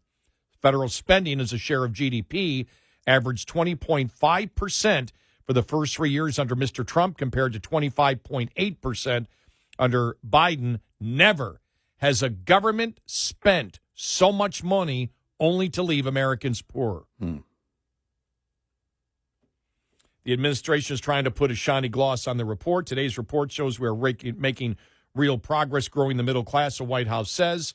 Talk about defining progress down. America's middle class has seen their incomes after inflation stagnate during the Biden presidency. The White House also boasts that health insurance coverage reached record high, but the share of uninsured was the same in 2023 as in 2019, according to a census report. The difference is that fewer Americans now have private health insurance, while more are covered by Medicare and Medicaid.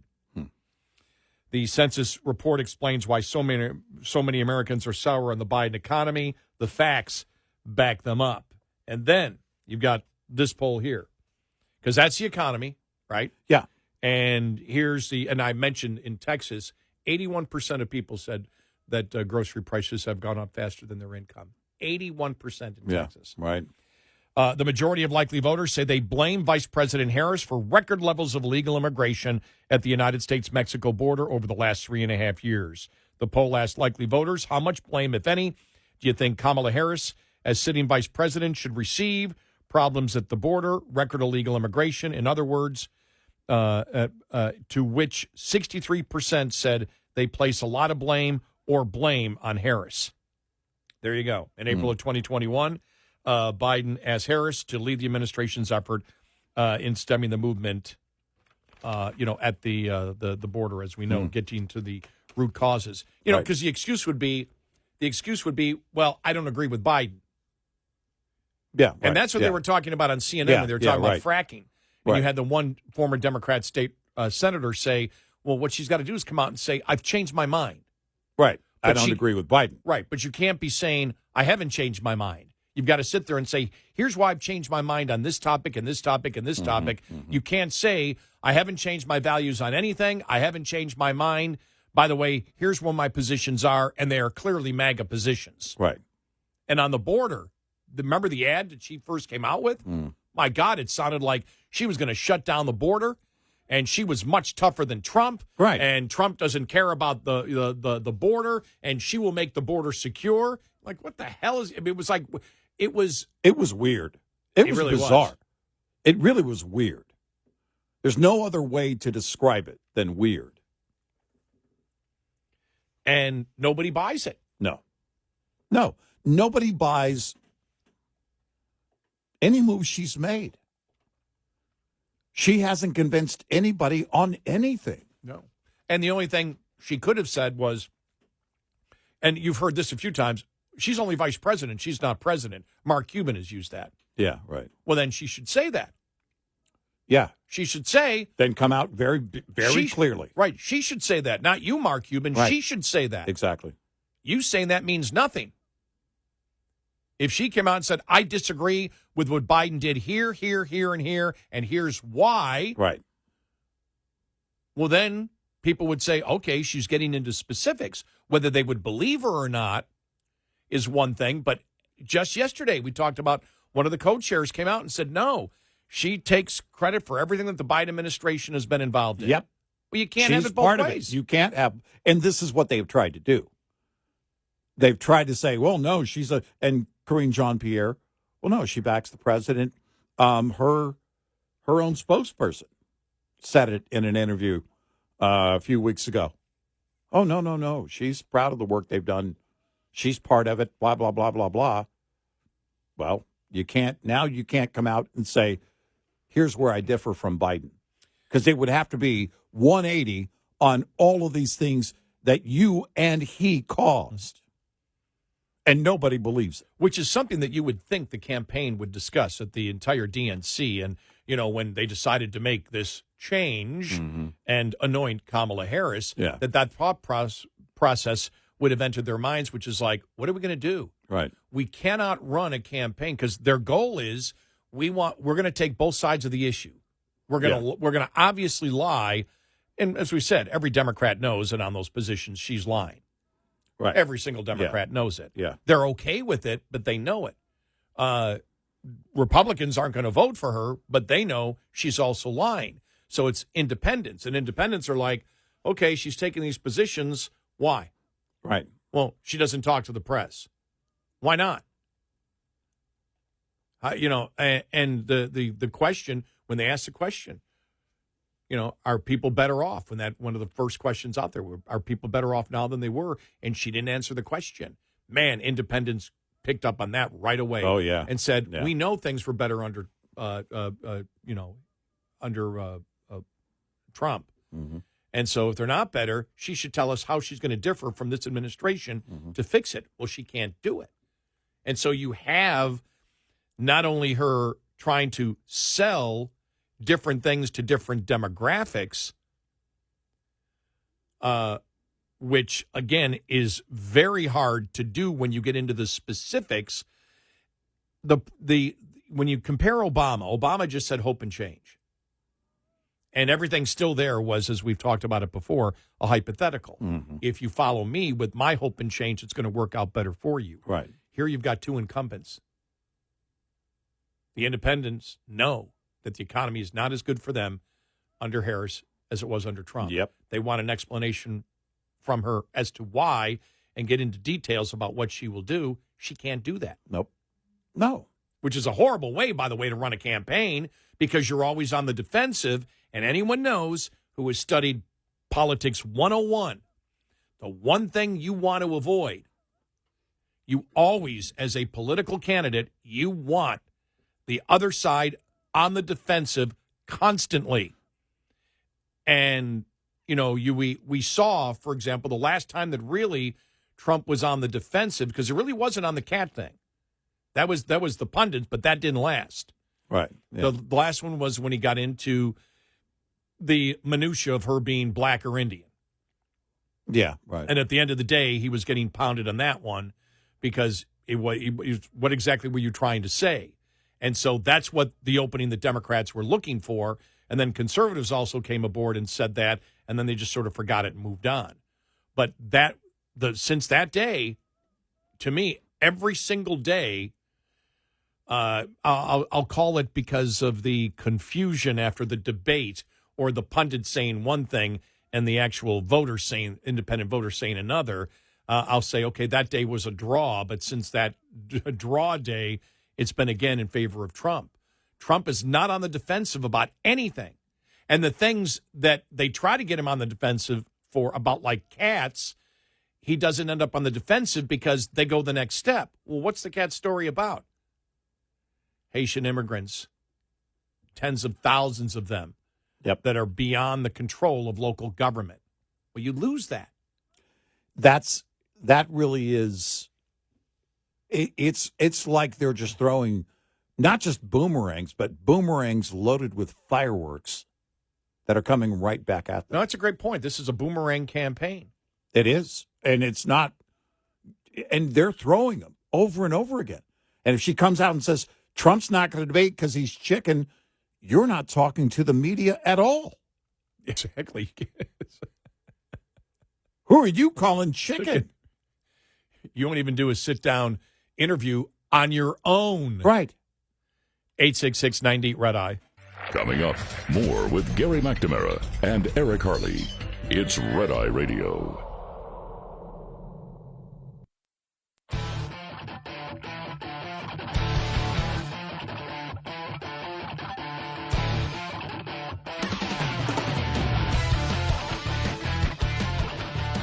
It's Red Eye Radio. He is Eric Harley, and I'm Gary McNamara. Coming up on the top of the hour, a new Constitution survey out there. All right. A poll that is done, what Americans know. Okay. And Americans don't know a lot about the First Amendment, believe it or not. Now, more people now know than a couple of years ago. Remember, it was the majority of people just a few years ago in one poll that did not know, in this poll that did not know the three branches of government. Mm-hmm. Right. And we had said, how can you comment on anything if you don't even know the three branches of government because you don't even know how the country is set up? How can you, at that point, say, well, America isn't a great country, we're no better than anybody else, if you don't even know how we're set up? Along with voter ID, that's what I'd be saying. All right, when you show up. All right, three branches of government, please. Okay, you can vote. At least the pollsters should qualify them. Mm-hmm. Can you start by naming the three branches of government? Dairy, meat, and iced tea? Nope, we got to go.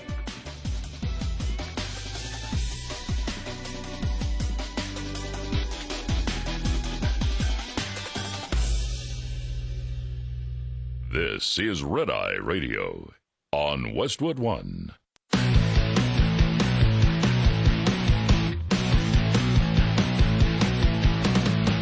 Now, it's Red Eye Radio. Gary McNamara and Eric Harley talk about everything from politics to social issues and news of the day.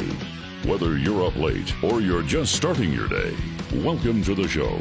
From the Uniden America Studios, this is Red Eye Radio. All across America and around the planet, we are Red Eye Radio. He is Eric Harley, and I'm Gary McNamara. Thank you for being here. We made it to a Friday. Woohoo! You know, what a crazy week it's been. At the beginning of the week, as you know, Alan Dershowitz says he's no longer a Democrat. Mm-hmm. And I guess he was on a podcast yesterday and saying he is willing to vote for Republicans. I mean, this is like... Well, I mean, you have to, at some point, you have to make a choice. When Tulsi Gabbard, when was it, a few years ago, left the Democratic Party, we were like, okay. But what does that mean? Now, we know that she is more conservative. And then when she came out and endorsed Trump, it's like, all right, look, we see. Yeah, but you have to. Dershowitz, come on. Dershowitz has been a liberal since. Oh, sure. A far left liberal since I remember. But my point is that when you say you're leaving the Democratic Party, the next question is, yeah, but where are you going? Yeah. Is my point. And when people say that, well, I'm leaving the Democratic Party. I'm blah, blah, blah, blah, blah, blah, blah. Bill Kristol and the Never Trumpers. It's like, okay, guys, yeah, we know. Bill Kristol was always a liberal. You can't, and Liz Cheney, Liz Cheney saying, essentially, people need to know Trump is not a conservative. I'm not going to support someone who's not a conservative. That's why I'm voting for Kamala Harris. That was effectively her message. Every time I look at her, she is so full of rage. Oh, man. You can just see it in her face. She looks like she's about to boil over. Oh, my gosh. And you need to put her and Welker from Meet the Press in the same room and have them disagree on a topic. Right. See Welker's face when she's interviewing J.D. Vance? Yeah. You can see the fury. And look, that's in her.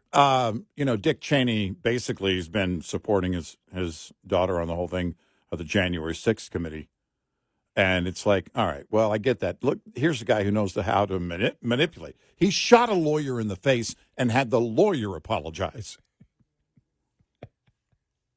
So this is, but when you look at it right now where we are with liberals leaving the Democratic Party, I think you could look at it and say, I don't know, Dershowitz, hardcore liberal. Michael Rappaport, hardcore liberal. These are people steeped in liberalism. Gone from the Democratic Party. And we know that Dershowitz has broken down the cases against Trump, and I think he's done a very good point. He's a defense attorney. He's capable of doing that.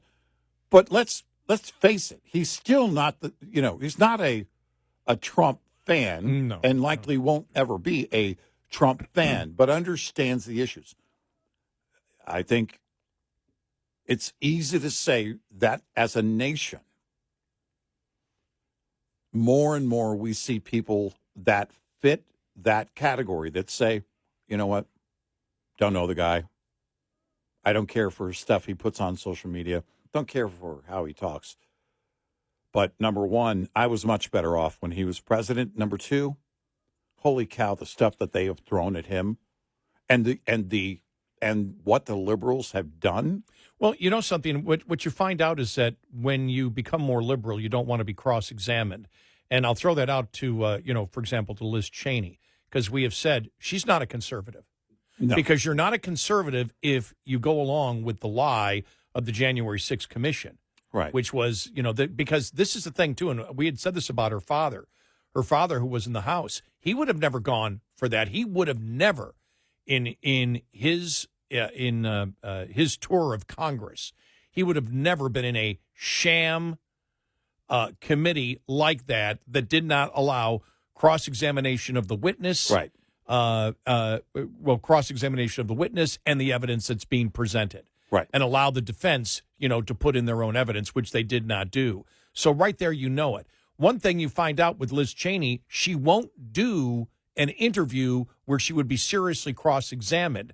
Because as you said, when she comes out and says, I can't vote for Donald Trump, and remember, Donald Trump is not a conservative, he's not conservative, therefore I'm going to vote for Kamala Harris, that the laughter comes in because there's a ton of questions to ask her. For example, what about the weaponization of government? Right. What about what happened, when you look at the FBI and the CIA and the 51 intelligence agents and what they did and the censoring that the FBI and Democrats put on Twitter, and still the way that they wish to limit your free speech rights. Mm-hmm. You can go down point by point by point and ask her about it, and she's got to answer those questions. Otherwise, she has no legitimacy. You've got to be able to be cross-examined. And you notice no Democrat wishes to be cross-examined. Republicans have. Right. Republicans are always willing to be cross-examined. Yep. Democrats aren't. Right. Why? because it's not about the issues.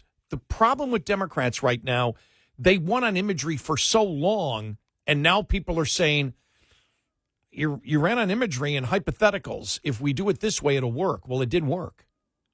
And as we have said over and over again, and thanks to our listeners for remembering it, because I get this all the time, is that the worst enemy of liberalism is not liberalism in the Democratic Party is not the Republican Party. It's reality.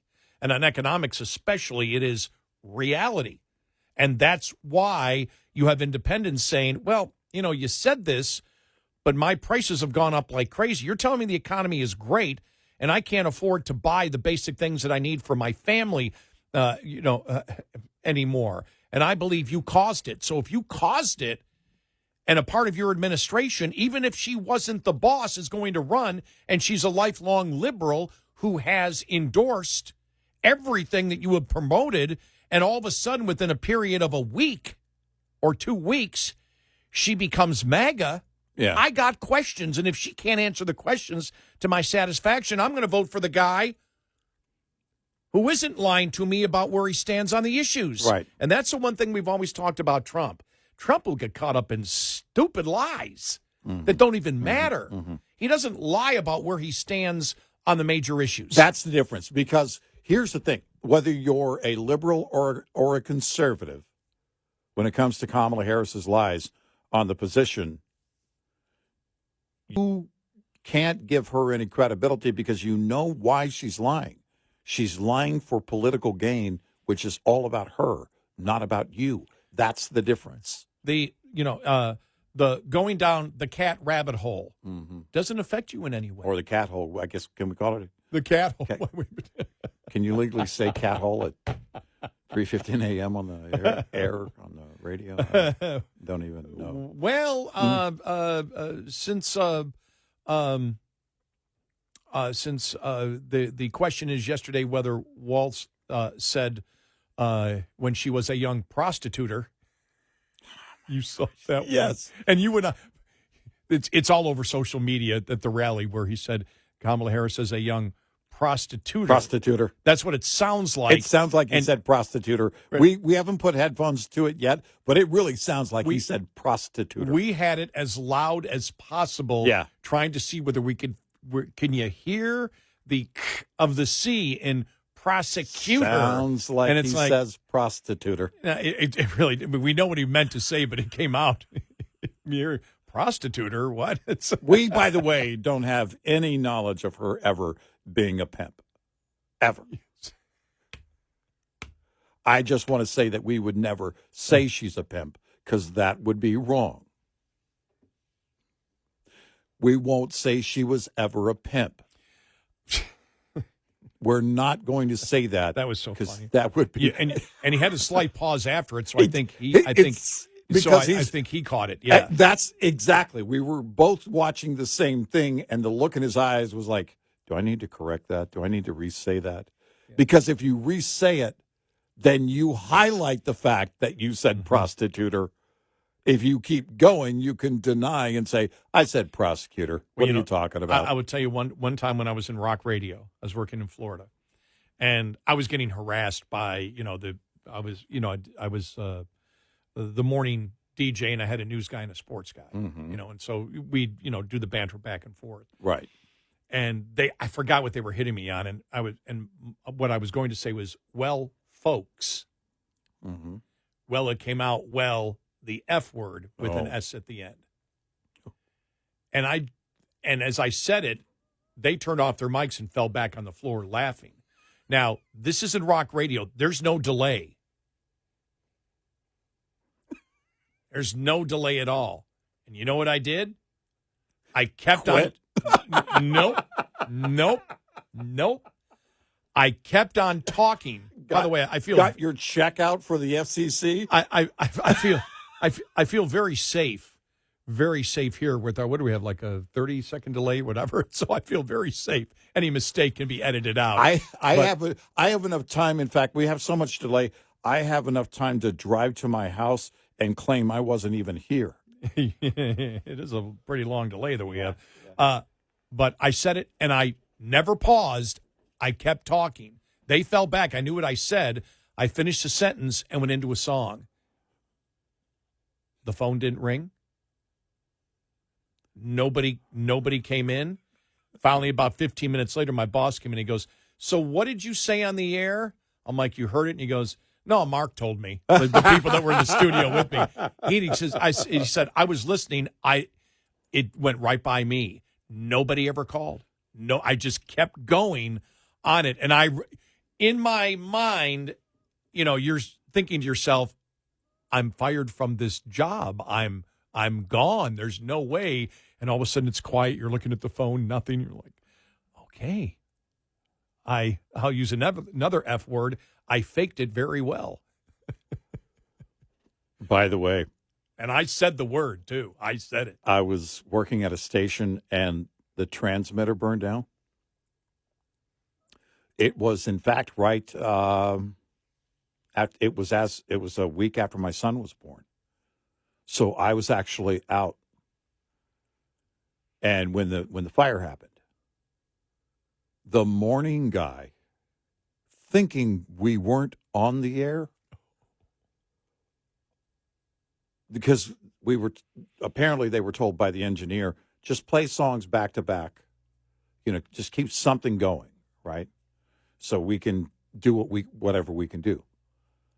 Now, you're not on the air. You're not on the air, but just get some right. audio on there, and then the morning guy cracked the mic between songs as he was keeping music rolling and said the general manager's name and how he's just the biggest jerk. No curse words, but just kind of went off on the general manager for about 15 seconds. And the transmitter had come back on. The backup transmitter, which is about 1/4 the wattage, was on. And the engineers had not called the studio to say, "Hey, we're back up. Don't curse or don't, make sure that you keep music rolling, whatever. No dead air." The general manager called the hotline and said, "Hey, good morning. What were you saying about me?" True story. Oh, whoa. Yeah. Yeah. So you could tell he paused slightly when he said it, but, because he was in my mind, it looked like he was considering clarifying what he said, saying the word again clearly, which would be admitting that you just said prostituter instead of prosecutor. Wow. That, folks, is a problem. Because I was going to say something like, when they were harassing me about something, I was like, well, folks, these guys were, and it came out, well, the other F word. And I just kept saying, these guys are saying this about me and whatever. And I'm like, thank goodness I talk fast. Yeah. Because nobody never got a complaint. Yeah. Now, that wasn't like my afternoon guy, Dangerous Dan Patrick, who had such a deep voice that at the end of the show, he'd say, "Bah," which was bye. Right. And I used to get complaints all the time.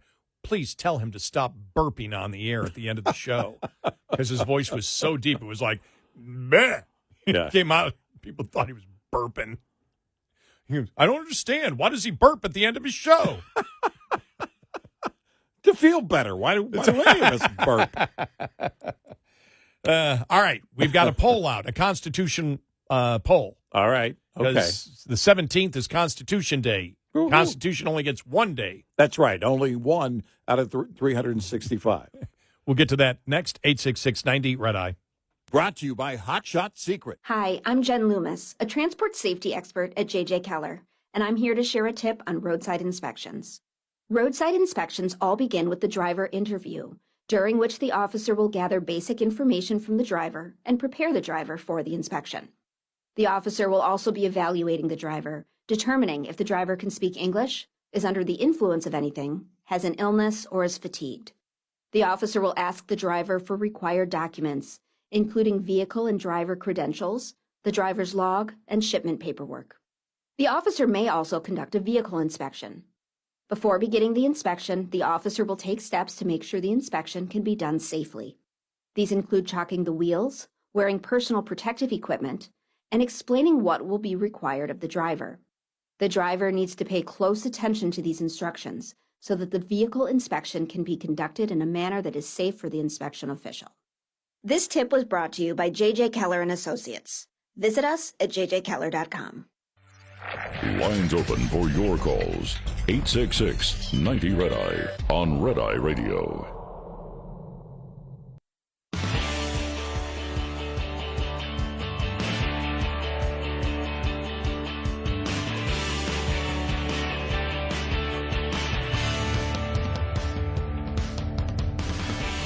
It's Red Eye Radio. He's Eric Harley, and I'm Gary McNamara. We talk about this every year. The Annenberg Constitutional Day Civics Survey, which celebrates Constitution Day on September 17th, it has come out, and this is the poll that always talks about how many Americans can correctly name all three branches of government. Right. Yeah. About a decade ago, it was less than 50%. Yeah. And we said, well, the majority of Americans have no idea what the country's about. They have no idea. Because if you don't understand the three branches of government, you don't understand our system of government at all. Right. Well, the positive of this poll, now 2/3 of Americans, well, almost, 65% can correctly name all three branches of government, which means now only 35% of Americans are completely clueless. Now, 2/3 of Americans can correctly name all three branches of government. The other 35% Democrats say it's the executive branch, the executive branch, the executive branch. It's the only thing that matters. Yeah, of course. Executive order, executive order, executive order. Right. But 65% now. So there's been a movement of about 16% over the last decade or so. Yeah. Now, is just that a matter of who they polled? Was one of the Did polls they wrong? Did the sampling just come in just right? But coming up next, we'll tell you about other parts of the Constitution, like the First Amendment. We know some things we don't know and are completely clueless on other parts of the Constitution. Right. That coming up.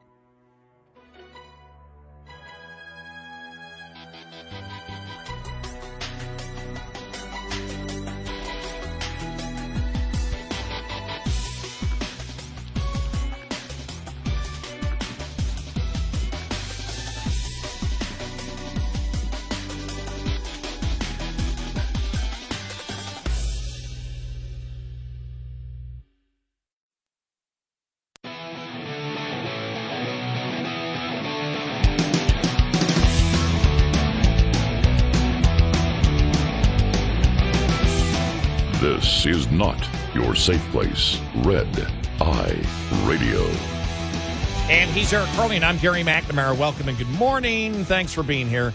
So the Annenberg Constitutional Day Civics Survey is out. What people's understanding are of the Constitution. 2/3 of Americans, or 65% can correctly name all three branches of government. 35% cannot. That's still a huge number of people. Yeah. When it comes to the First Amendment, are you ready for this? All right. 74% of respondents said freedom of speech is part of the First Amendment. They are correct on that. 26% did not know that freedom of speech is part of the First Amendment. Oh, okay. Only 39% knew that the First Amendment protects freedom of religion. Wow.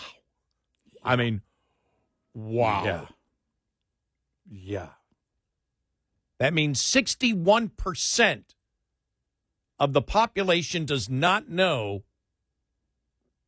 By the way, when we start talking Constitution issues, we have to explain the Constitution. I think maybe. Probably.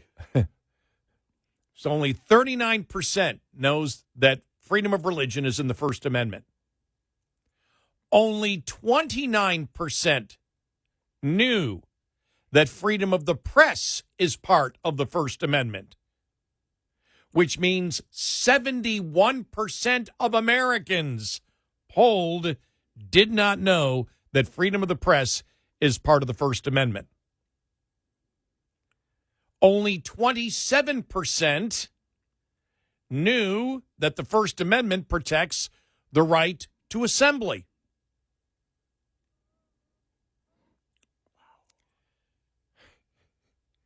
We're so doomed. 22% said the first, where is it? Make sure I get it right here. 22% said that the First Amendment, I'm going to say it again slowly, 22% of people polled believe the First Amendment protects the right to keep and bear arms.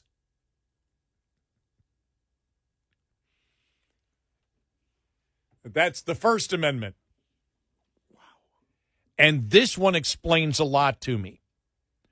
Only 11% knew that the First Amendment identified and protected the right to petition the government for a redress of grievances. And people say, well, what does that mean? Well, that was the whole thing with McCain-Feingold. It's the same problem we have with Republicans like Josh Hawley, who want to, have corporations not have their right to freedom of speech. Yeah. McCain-Feingold basically said, well, freedom of speech is an individual right, but groups don't have it. Right. Groups don't have it in the same way, which is ridiculous. Right. Because what you're saying then is, and that's what the courts ruled against, based on everybody has a right to petition the government for a redress of grievances. So that means groups of people have a right to pool their money together to petition the government for a redress of grievances, because how do you do that? You do that more than just a lawsuit. You do that by marketing it on media through political ads. Yeah. And so when this whole thing came out, well, corporations aren't people. Well, no, corporations are normally state laws that are set up to regulate industry and business. Yeah. And nothing to do, of course. I mean, they're not a person, but people are the ones that are involved in corporations and whatever, corporations, unions, political action groups, and they have the absolute right to petition the government for a redress of their grievances. People have a right to band together. They have a right to do so, pool their money together, and run ads saying the government sucks or the government's great. Yeah. We haven't had that one in a while, though. I don't believe. Yay, government! Woo! Nope, haven't heard it. So I tried to see if it sounded familiar. No, it didn't. So I understood when we had that debate. Mm-hmm. Remember the guy we had from, was it the Portland Wall Street? It was the it was the Portland. Was it Antifa chapter of? It was Occupy Wall Street. Occupy Wall Street. Yeah. Yeah. Remember how clueless he was on the First Amendment? Yeah. We had to tell him, and that was before they legalized all the drugs. Yeah. And we said, "Wow, you don't have any idea." And so when people have no idea of the First Amendment, you understand why. Yeah. Well, that's not a right. Well, of course it's a right. Mm-hmm. It's clearly right there. Now, then they go into the Supreme Court. Are you ready for this? All right. A survey also dug into what Americans know about the Supreme Court and their opinions. 86% knew that the Supreme Court justices are appointed. It's not bad, not elected. Sure, right. 85% know that justices serve life terms. That's pretty good. Okay. Here's where there's a problem. 56% understood that the Supreme Court, not the president, has the final say on whether presidential actions are constitutional. That means 44% do not. That's huge. They have no idea. No idea. And I know that from the debates I've had with so many people after the Dobbs decision. When they go, the Supreme Court's fascist. I go, no, here's what they did. When you explain it to them, they go, oh, I didn't know that. Well, yeah. Yeah. The Supreme Court actually are not the fascists. This Supreme Court, if you're using the term, and they were using the F word, the fascist word, I said, if you're using the word fascist to describe them, then the term fascist would actually be applied to the Supreme Court that passed Roe v. Wade. Because then they were making the determination of where life began and not the population. And it's a population through it's the citizens through our elected representatives who make the law and make those decisions on crimes and what is murder. Right. In order to get murder, you have to define what life is. The courts don't define life. The people of the United States do. Once you explain it, they went, oh, I didn't know that.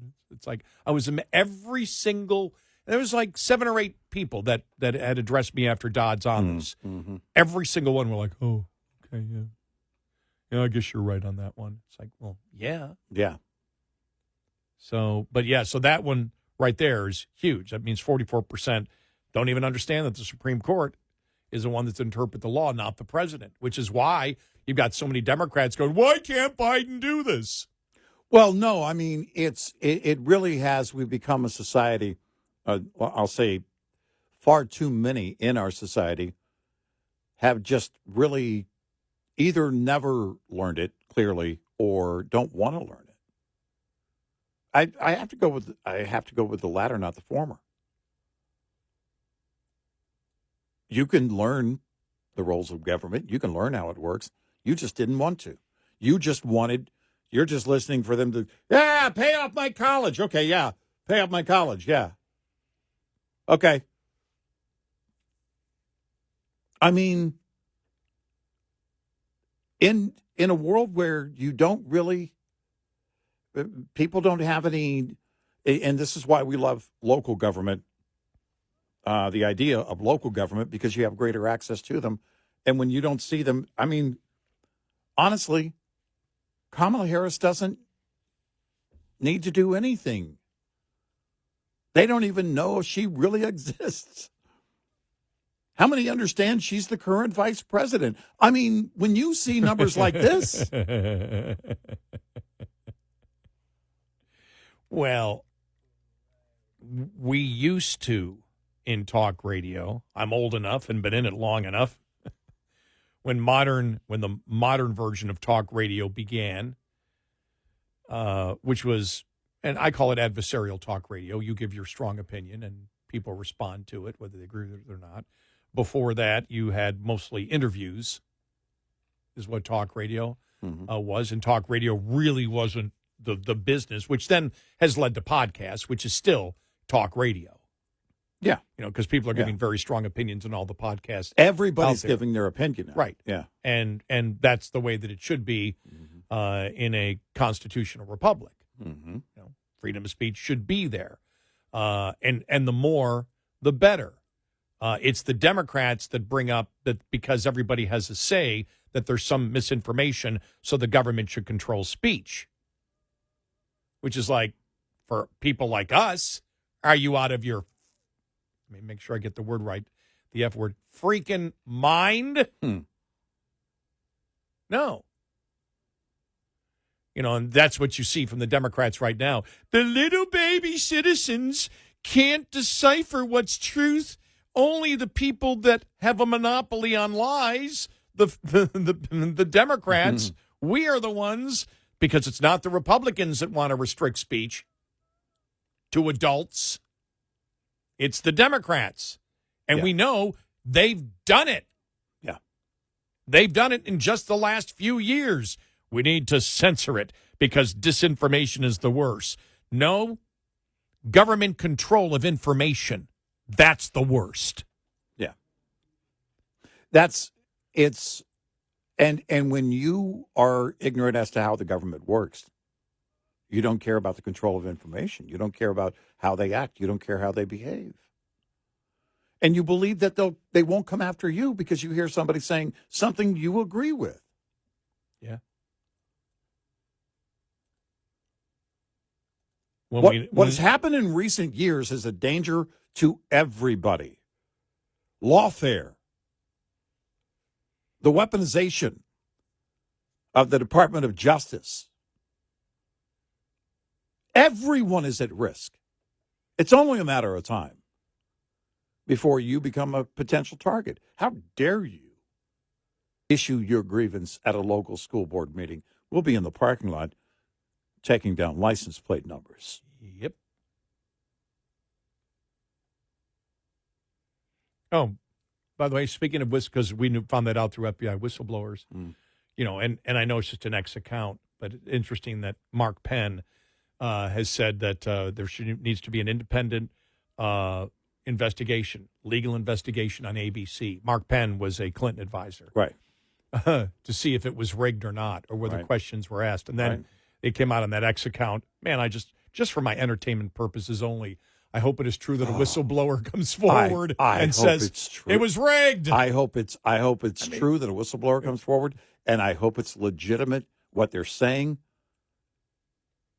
And it wouldn't be a shock. No, because we know what after Donna Brazile. Yeah. I mean, think about that. The whole Donna Brazile thing. People don't trust the media to begin with. But in a situation like this, people want to trust that at the very least, the candidates aren't being given the questions or a heads up. The allegation, by the way, is that ABC provided a list of preparation sample questions, and it turned out to be the actual questions were very similar to what they provided. That's the allegation. Right. But ABC has come out and said, we didn't provide the questions. It only came from an X account. We don't know who started that one. Right. But that's also, that story came out the same time as Mark Penn, the former Clinton advisor, was saying there needs to be an independent law firm to monitor all the emails that went on between ABC and the Harris campaign. Yep. And the reason he's saying that, he goes, because it was so obviously biased in her favor. Oh, yeah. Yeah. Everybody sees it. Yeah. Even those on the left see it. 866-90-RED-EYE. Get in touch with Red Eye Radio, toll free at 866-90-RED-EYE.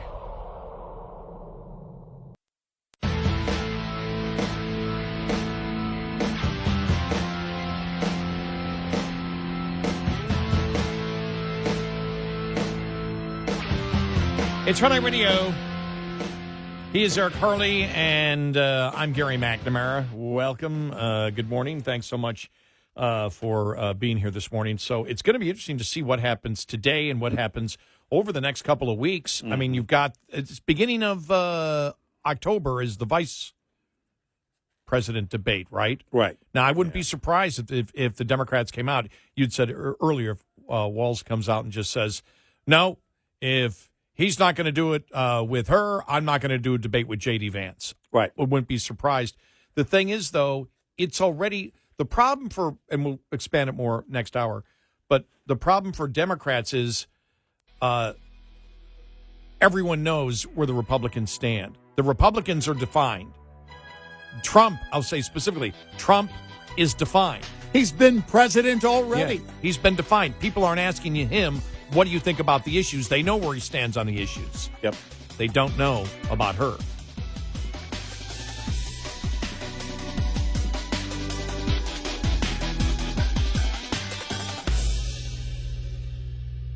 This is Red Eye Radio on Westwood One.